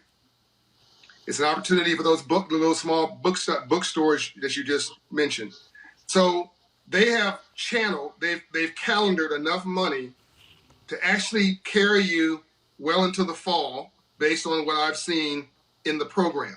The crisis is scheduled to go no more than 90 days. If we do our jobs right as Americans and shelter inside for 30 days, then within 60 days, they'll be trying to find a way, the government, to let you back into your normal flow of life. And then with that, all of us are going to find it a national point of honor to go shopping. Every person I know is going to want to go get out the house with all the family they love and go to restaurants, shopping malls, bookstores, any place but home. That's going to create a second surge or stimulus, a consumer stimulus. So you're going to have $4.5 trillion of stimulus from the government, another stimulus from the consumers. That's going to pop third and fourth quarter GDP, gross domestic product. And so you may actually end up having a savings account or an equity investment that actually exceeds what you need to get over this period. And listen to me now, you've also had a delay in your payments to mainstream institutions, regulated banks, because the banks have told their customers, if you got a federally insured loan, FHA, Ginnie Mae, Fannie Mae, whatever, or a proper bank, they're going to delay your payments and they're going to modify your loan. Those payments are going to go back on the back end of your current agreement, which means you get 30 days of a window of low payments or no payments, plus you get some new equity that will last you a period of time, let's call it 6 to 8 months, but you're going to hopefully only be in this window of challenge for 2 to 3 months where you'll be able to surge back into your own life. I'll say one last thing. You take this in the spirit that I'm saying it. It's going to be a fire sale on everything post-crisis. You want to buy a home, discount. You want to merge with a business, buy a business, you'll be finding a bunch of folks who need to merge. You want to grow, it's going to be a fire sale of things, stocks. You'll be able to buy stocks at a discount and ride the wave back up, provided we shelter in place, provided the economy comes back in the natural arc. Roland, this is a very important point. Please, people need to understand, this was not an example of rich people, crooks, pimping poor people. This wasn't a subprime mortgage crisis. So this is not an economic crisis. This is an act of God. It's an act of nature. There's nothing wrong with the economy. So if we can get through this quickly, if it takes too long, then it's a whole other conversation, Roland, of a broken economy. But we can get through this in 60 days, I prefer like 45 days. The economy comes back. We repair the damage. It surges. and you have opportunity on all levels. Was that clear? So let me just add to that, which goes with what Greg just said. So I'm gonna use myself as an example. Okay, so there were some different deals that we were very close to locking down that were six-figure deals, advertising deals. Everything right now stops. So the approach that how I'm looking at this, Greg, is I'm looking at the fact that first of all, I don't have business loans, so I don't owe anybody. This pay as we go. So my whole deal is here are our expenses. This is what we know for rent, for staff, for us to be able to do this show every single day, to give this kind of information, which no other black website or digital platform is doing for our people. So my whole deal is, okay, if I can apply for this money, and then it basically serves, and John, you can just jump if you want to, it basically serves as a venture capitalist for me. So exactly right. The money that I would have been getting from advertisers, in essence, I'm getting this money from the federal government to be able to keep paying my employees so I don't have to lay them off. Right. So now Right. they still have a job, Right. and we still doing the show. I don't have to go from 10 to 7 to 5. And then what it does is allows me to go, okay, to next 60, 90 days, and here's the piece. If the coronavirus deal is not under control in 60, 90 days, Congress has to go back and do it again.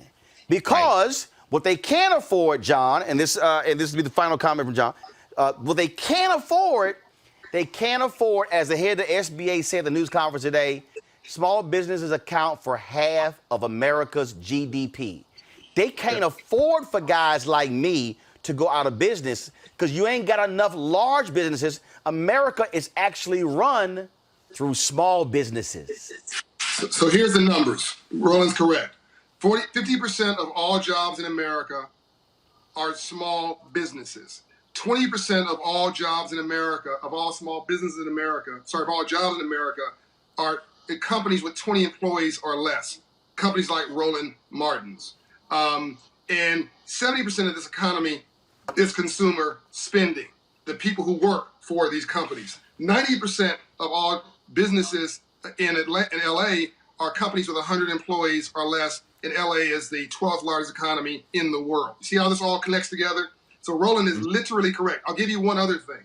No one can afford for this not to work. Why? Because this is not a crisis of poor people in New Orleans or poor people in South Central LA. Oh, we're so sad about the state of Texas. This is a global crisis, and rich folks, and I hope there's some rich folks watching. I don't mean rich. When I say rich folks, I don't mean white people. I mean rich folks. I hope you are rich. Wealthy and rich folks, difference. What rich folks and wealthy folks need for this to succeed. Otherwise, their stocks don't come back. Their net worth doesn't come back. They don't have customers. They don't have workers. Literally, this is a reset. It's so beautiful in some ways, because now it's a chance. It's a great leveler. We literally are all in this together, and now everybody's intertwined with everybody else's destiny. The wealthiest in this world, in this country, needs Roland to succeed. Needs you now to succeed. The color literally now is green. And so folks, yep. Go ahead. Go ahead. Finish your point. Go ahead. No, I'm just saying, and we got to guard against, no different than we say to people, I need you to social distance because you may feel good, but I haven't seen my mother physically in 3 weeks. I see her on FaceTime because I maybe feel great. I might have it, but if I get close to my mother, I could kill her. I could hurt her. So no different than we need to make sure we're all practicing social distancing and tell our friends to go sit down somewhere. That needs to be the new social movement in Black America. Conversely, we need to make sure there's no fraud in this program. There's no game plan. Tell people who are fraudsters to go play someplace else. We need legitimate businesses to step up, which is 99% of us, and take advantage of this right now and make ourselves proud. I mean, we've been asking for equity. Here you go. You've been asking for creative debt. Here you go. You've been asking for somebody to give you a break. Here you go. You've been asking for a time to reset your mind. It boggles my mind, Roland. Folks are like, I need a break. Can somebody just give me a few days? You've been given a month. Pull your dream board out. Figure out what you want to do when you grow up. Reimagine your life. You've been given creative flexibility on debt. You've been given flexibility on planning your life, time with your family, time with yourself, and some capital to start or move your life forward. What are we waiting for? Folks, this is, and for everybody, and John has been a huge supporter of this show, and I greatly appreciate that, just like our panelists. This, y'all keep seeing me hear me say this, and y'all may think I'm crazy. This is why you have to have black-owned platforms, because John's on CNBC. They ain't gonna have a segment with John that long. That's right. Breaking this down. And not this blunt. Right. This is the stuff that we need, because trust me, we're not getting it on these mainstream networks, which is also why we need folks to support. A lot of y'all on YouTube been giving. I appreciate it. And y'all been hearing me for a year and a half now talk about why we need 20,000 followers, giving $50 each, $4.19 a month, 13 cents a day for this kind of information, because this is what we have to get. John, there's a conference call tomorrow that's specific to these issues in black businesses. You're going to be on that call when it's done. Hopefully it's not going to be a 5-hour call. No, 1 hour. Perfect. So when it's done, we want you back on the show tomorrow so we can keep pushing this information out so our people are not locked out. And if I'm correct, when you talk about the website, we're going to, do you have the where they can go? Because I think it opens tomorrow to begin to apply. Yeah. So I don't want to give you the wrong information. All right, if you go to SBA.gov, they'll have everything there. So I don't want to give you the wrong information on the website. So folks, go to sba.gov, sba.gov. And Operation Hope will have it as well, operationhope.org. So let me say a couple of things in closing, Roland. One, I'm a member of your program. Yes, sir. Because we got to walk our talk. PhDs are good, but PhDs are better. So I wrote a check, and I'm encouraging everybody else here to write a check. You can't afford not to do it. If you believe in it, then back it up. And so that's the first thing. Second thing is there is a call with the White House tomorrow, and I'm happy to come back on. But you also can get on that call will be Ambassador Andrew Young, Dr. Bernice A. King, CEO of the King Center, Tommy Dortch, Chairman of 100 Black Men, the Russell family. I don't know which one. Somebody from the Russell family. Cassius Butts. There'll be Lisa Borders, who is a brilliant former chairman of the Coca-Cola Foundation. There'll be a lot of luminaries, Reverend C.T. Vivian, who will be joining this call around this focus at the White House around black businesses accessing the CARE Act. So we're going to come out of that with information that is useful to your audience. I'm happy to come back on. If it's helpful. Well, we're going to have you on, and we're going to have all of them on as well, because we here 5 days a week, and we're going to hammer this thing every single day so we are not left out. John Hope Bryant, founder of Operation Hope, man, I appreciate it. Thanks a lot. Peace and light. All right, thanks a lot, folks. Great information there. And again, that's why we do what we do. Let's go to this next story. At least 7 people who attended a COGIC conference in Kansas City have been diagnosed with COVID-19.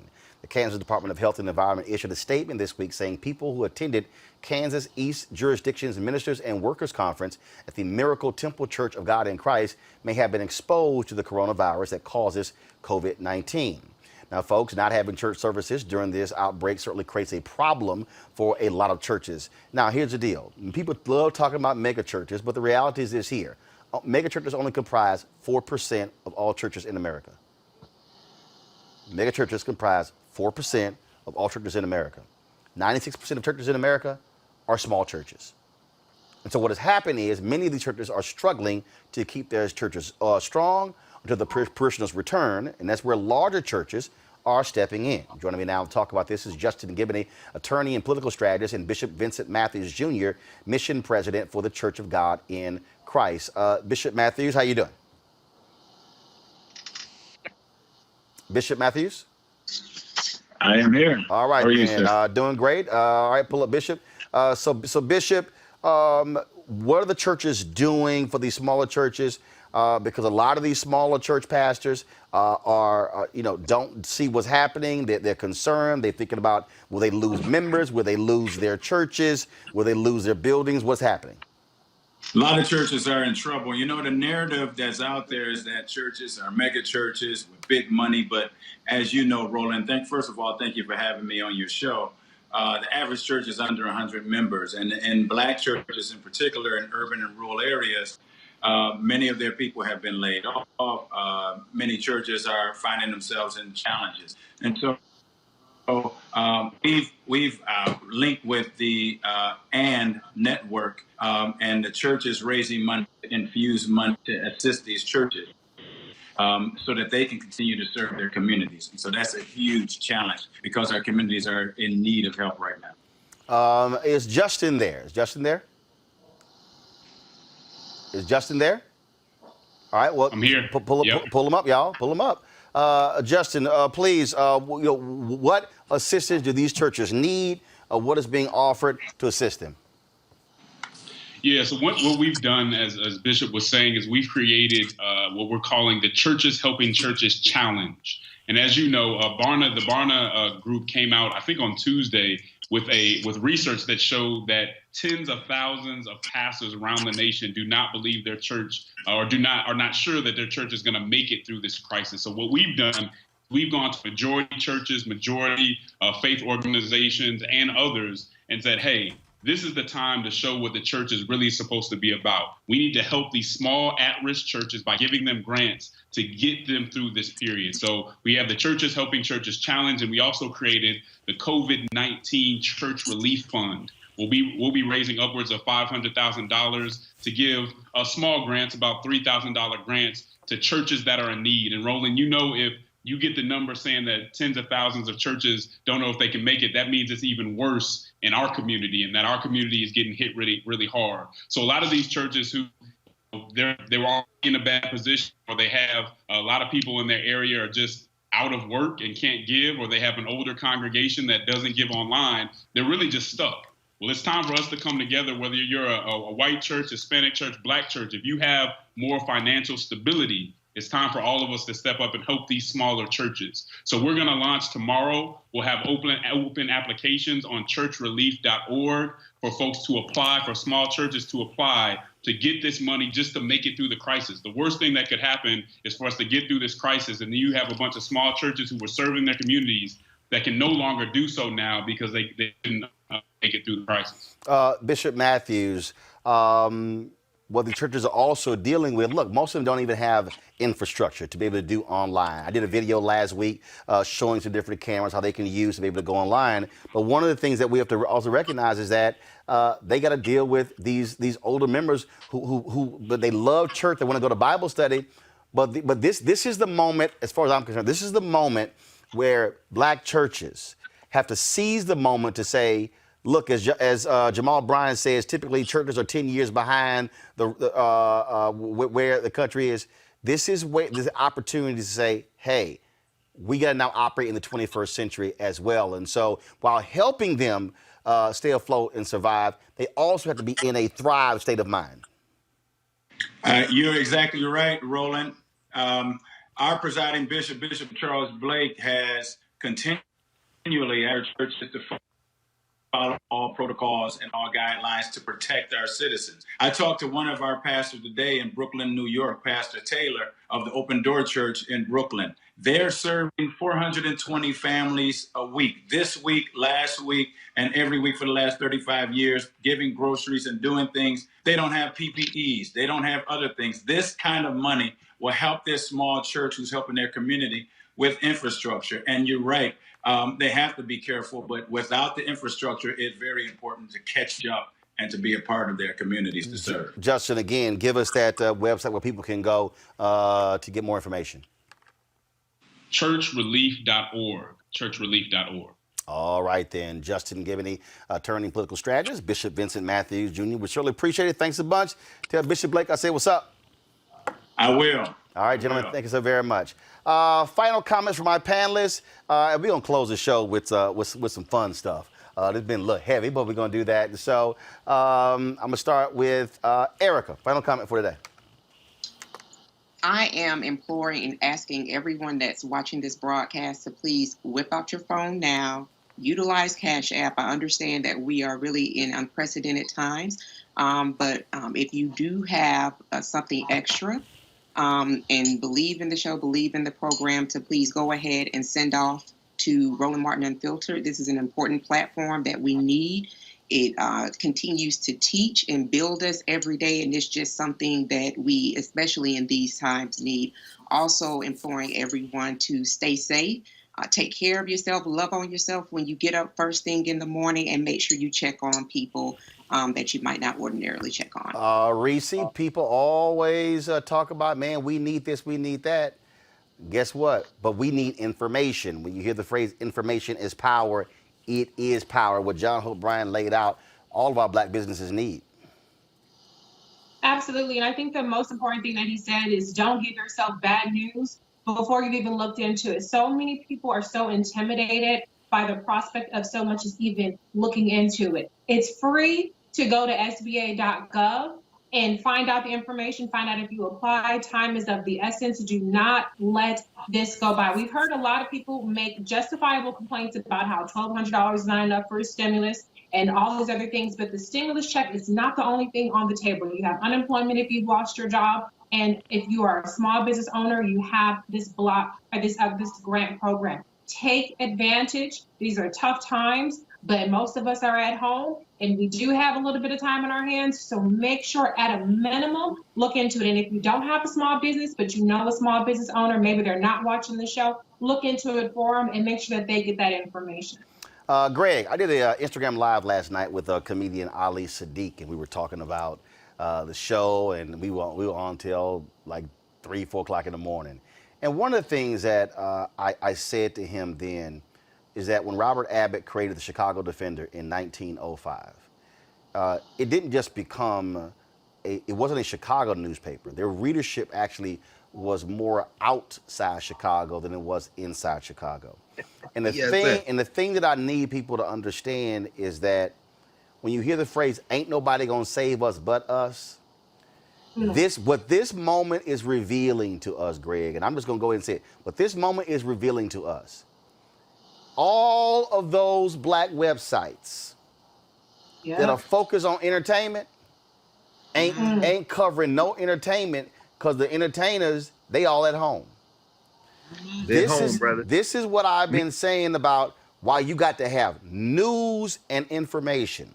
What John Hope Bryant laid out, people were on YouTube and Facebook were like, oh my God, y'all, he helped write the legislation and the regulations. The point of this is to bring you people who are at the table. Senator Kamala Harris, Senator Amy Klobuchar. That's why we do this. We ain't got time for games. Now is the time, Greg, and all those books behind you, where we've got to be feeding our minds, because we can't just bitch and moan our way through this pandemic. We got to be prepared. You know what I reach for. You know my man Gerald Horn wrote about 30 books, and they back there, but this is the one you always talking about, Roland's Book Club, The Rise and Fall of the Associated Negro Press. Claude Burnett. Yes, sir. When we control our institutions, we win. Everything, I echo everything my sister Erica said. Y'all put $2, $3, $4, $5, $10, $15, $20, $30 on this and keep this going. Echo everything that Reese just said. Y'all have to understand now, not y'all, we have to understand it's time to be smart. Charles Blow wrote something today. He said, you have to understand that when candidates were calling for broad structural change, and moderates were kind of like, oh, the country isn't ready for broad structural change. Brother Blow said, we are now experiencing broad structural change, whether we like it or not. What you've done, Roland, since this crisis came out in full bloom, anybody watching this, tell your friends, go back and look at the last 2 weeks, especially of Roland Martin Unfiltered. I mean, hell, go back and look at the last 2 days.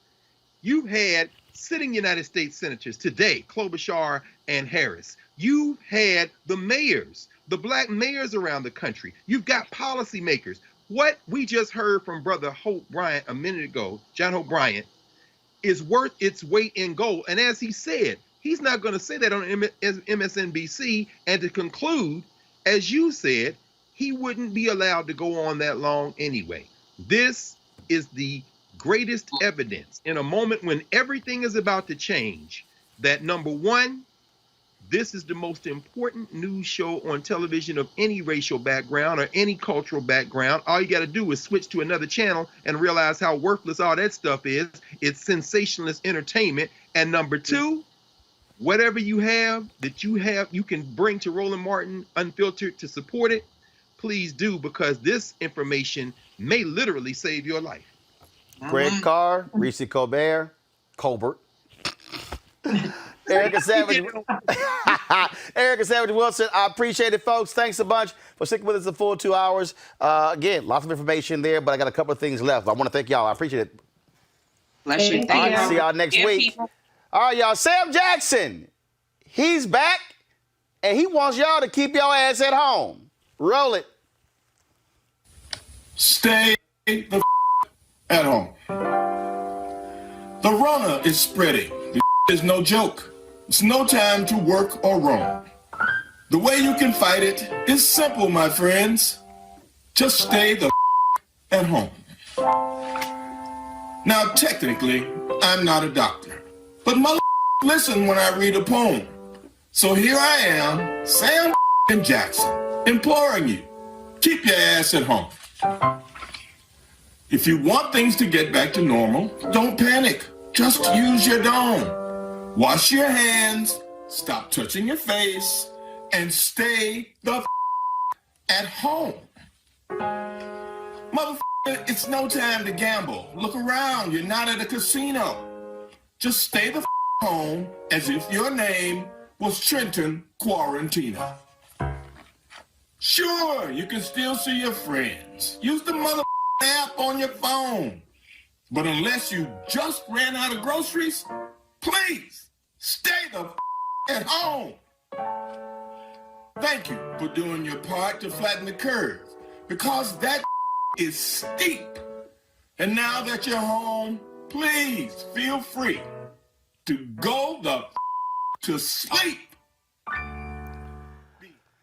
I thought we had the original version versus the one that's all bleeped out. So I just sent Sam Jackson a text message saying, Sam, send me the original, because this is Roland Martin Unfiltered, and we ain't got to use the bleeped out version. But great advice from Sam Jackson. All right, y'all. Look, a lot of y'all at home. Y'all watching my man DJ D-Nice in Club Quarantine. He wasn't supposed to DJ last night. He went more than 4 hours last night. I was up with him. But he's going to be back on Saturday. So what if you at home and decide to say, you know what, I want to make me some fun drinks since I'm at the house. So I called my home girl, Laura Mora, bartender, dancer out of Miami, and said, let's go it on. So Laura, what you got for us? I don't drink, but a lot of my folk do. So what you got for us? Well, today, since we are in quarantine right now, I just try to pick some things that usually people have in their house. At the bar when I'm working, by the way, I work at Bar Idol in South Beach. The Lickin' is known as the Lickin'. I'm a bartender there, and a lot of people, when they order bourbon, they order bullet bourbon. So I figured this is something that's inexpensive and everybody will have at their house. So let me just make a really nice peach lemon drink with that. That's easy to make. And then I also purchased limoncello. I'm not sure who has limoncello, but I use this all the time. Anytime I make a drink with some type of lemon, I put this in it. It's a lemon liqueur from Italy, and it's amazing. You can drink it by itself with ice. It's like a dessert liqueur, but that goes great with vodka, Hennessy, anything, juice, cognac, any bourbon, whiskey. It goes amazing because lemon goes with anything. So I have those, and then I have my recommendation for a pre-made drink is the best margarita pre-made drink I feel. Like, usually I don't like pre-made drinks, but this margarita is really, really good. So I'm going to also introduce that. All right, so go. What we got? So this is my little mini last-minute bar setup. So what I'm going to do is first I have my shaker. I'm pretty sure everybody have, but you can use anything in the house. But as long as you can, shake it, cover it, you can use anything. So the ice machine was off. I didn't realize it. So I'm going to go ahead and put the ice. I'm going to go ahead and add. I'm going to make first, it's called the Very Cello Rock Martini. That's one of my signature drinks. So I go ahead, I don't have pour spouts. That's the best thing about pouring at home. So I count 1, 2, 3, 4 for me. You can do whatever count you like. Then I go ahead and I add my limoncello. I put about 2 counts of this. 1, 2. And normally you can purchase strawberry puree, but I made my own puree. Basically, all I did was I muddled fresh strawberries. I added some limoncello, also regular fresh lime. I squeezed that in there, and I muddled the strawberries to get a fresh strawberry puree of my own. And I'm gonna go ahead and pour that in here. I'm gonna shake it. Martini glass. If you don't have martini glass, you can use anything you like, anything you want. But I use martini glass. You can get these at Dollar Tree for $1. And I'll go ahead and this is what I'm doing now is I'm putting sugar rimmed with lemon zest. That's easy to do as well. And I have my first drink.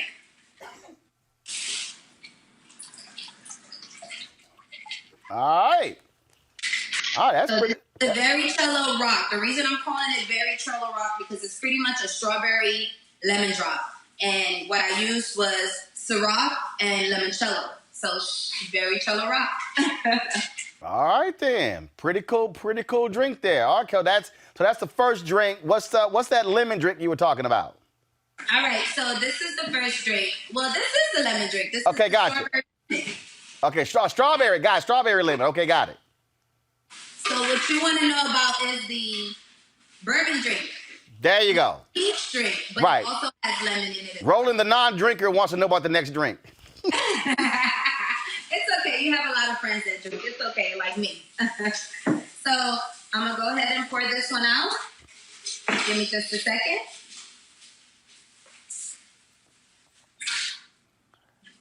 So I'm going to go ahead and pour this out, and I'm going to go ahead and put the rest of the ice. I'm sorry, guys. My machine stopped running, so I had to go out and get some ice. So I go ahead and I pour the bourbon. All right. So you're not did you drink before, Roland? I've never drank in my life. Never have.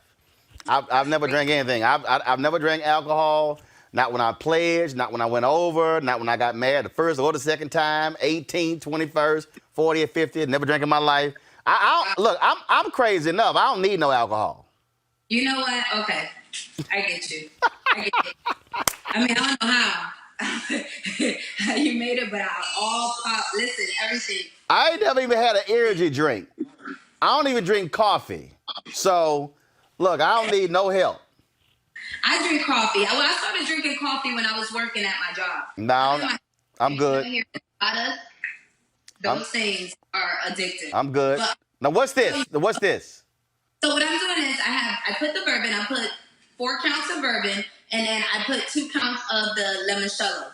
I have here a strawberry peach juice. It's made by Tropicana. Again, something easy that you can find, and you probably always have in the fridge. All right. 5 count of that. I go ahead and shake it. Put some more ice in my cup. And you have an amazing lemon peach bourbon drink. All right then. Look at you showing your skills. ATL. Since this is a peach bourbon drink, I'm gonna call it ATL. All right. Well, you showing your skills. All right. And you got one more drink for us, right? Yeah, the easiest drink. Okay. All right. The closing drink. Bring it home. So my pre-made drink is the margarita. I know everybody likes margarita. This is a pre-made margarita. It's from Rancho La Gloria. This is something that I just happened to pick up at the grocery store. I wanted to drink again. I really don't like pre-made drinks. I didn't feel like making a margarita. I don't know why margaritas are my least favorite drinks to make, but I like them. But this is amazing. You can put this over some ice and put it in a blender and make it like a slushie. And you can just make it with ice in a cup. You can go ahead and rim your cup the same way I did the martini glass. You just go ahead and rim it. Put the ice on the rim. Sorry, the rim on the cup. You go ahead and put your ice. You just pour it. This is the easiest one because it's not, a drink I made up. Oh yeah, there you go. Yeah, you ain't got to mix nothing, so you just shake it up and pour.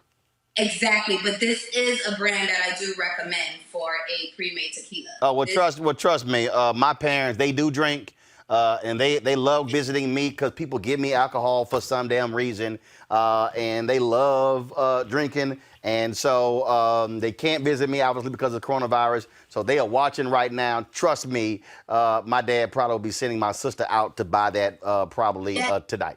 It's Rancho La Gloria. You can find it anywhere. You can find it at Walmart, Target, any liquor store, but usually they have it like at Walmart and Target and things like that, and it's no more than $10. This bottle cost me, actually this size bottle is like $20, but the smaller bottles are like $8, $10. Got it. Very, economical, so I suggest you go ahead and get it, definitely. All right, peeps. Pour it, and you have your margarita. All right. Well, Laura, I appreciate it, folks. I want y'all to follow Laura on Instagram at MSLAURAMORA, Miss Laura Mora. Her Cash App is $Miss Laura Mora, #1, Miss MSLAURAMORA1. And I have encouraged Laura to do some bartending videos and some live stuff. So I'll be pushing some of her stuff out on social media so she can give some more advice. Because again, look, I don't know how to make no drink. I don't know how to make no drink at all. I'll buy the alcohol for a party. Yes, somebody else do it. But I want y'all to aren't you a bartender? No, I ain't no bartender, baby. Look, you don't want me buying the alcohol. You do not want me mixing nothing, because that ain't what I do. But Laura, I appreciate it. Folks, follow her on Instagram. I'll share the Cash App. Laura, thanks for the drinks. And again, people at home. Thank you so much for giving me this opportunity. I know we all out here without jobs. There's things that we can do. Roland, thank you so much for pushing me and motivating me to do this. After we get off, I'm making my first video, and you'll see it. All right, and I'll share it. Thanks a bunch. Thank you. Have a good one. Thank you. I want to thank everybody who's watched today's show. A lot of y'all have given on YouTube. Also, people have been sending via Cash App and PayPal. Again, folks, our goal is to keep this show going. We got great information for you. To have Senator Kamala Harris, Senator Amy Klobuchar, to have Justin and a Bishop, John Hope Bryant, plus our panelists. I mean, phenomenal. We got a great show lined up for you tomorrow as well. We're going to keep driving this thing to make sure our people are fully aware, safe, protected from coronavirus. You getting the top medical experts, the top business experts, top political experts, top religious experts. And we putting together this promo right now, that's going to show all the black experts we've had discussing coronavirus, because that's why we do what we do, unapologetically and unfiltered. Support us at Roland Martin Unfiltered. Join our Bring the Funk fan club. And I'm telling you, I got 2.6 million followers. If 20,000 of our fans did $50 each, show's completely paid for. Everybody's paid. And we're going to do last year, let me do the last one. We did 350 hours of original content last year. We're going to do 400 hours this year. Ain't nobody else in the black media space doing what we do. We appreciate y'all's support. I got to go. I'll see y'all tomorrow. And shout out to my man who made my outfit. He's from Nigeria. I appreciate that. Holla!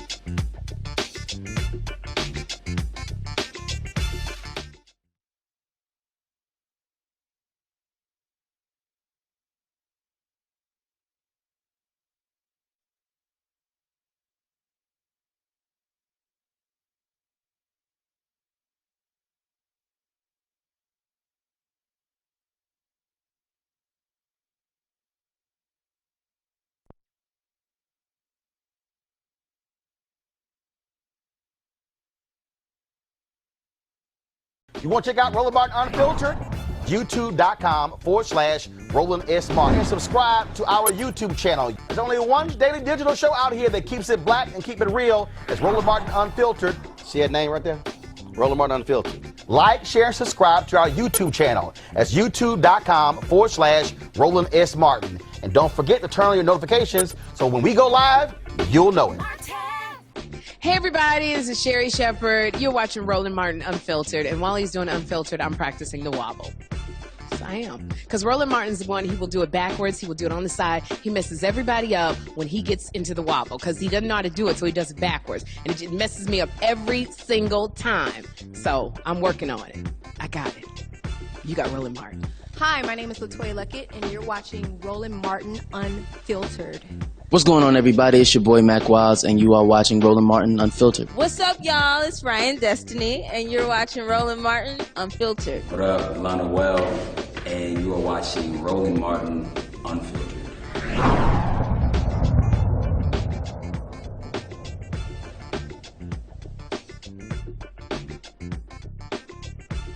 You want to support Roland Martin Unfiltered?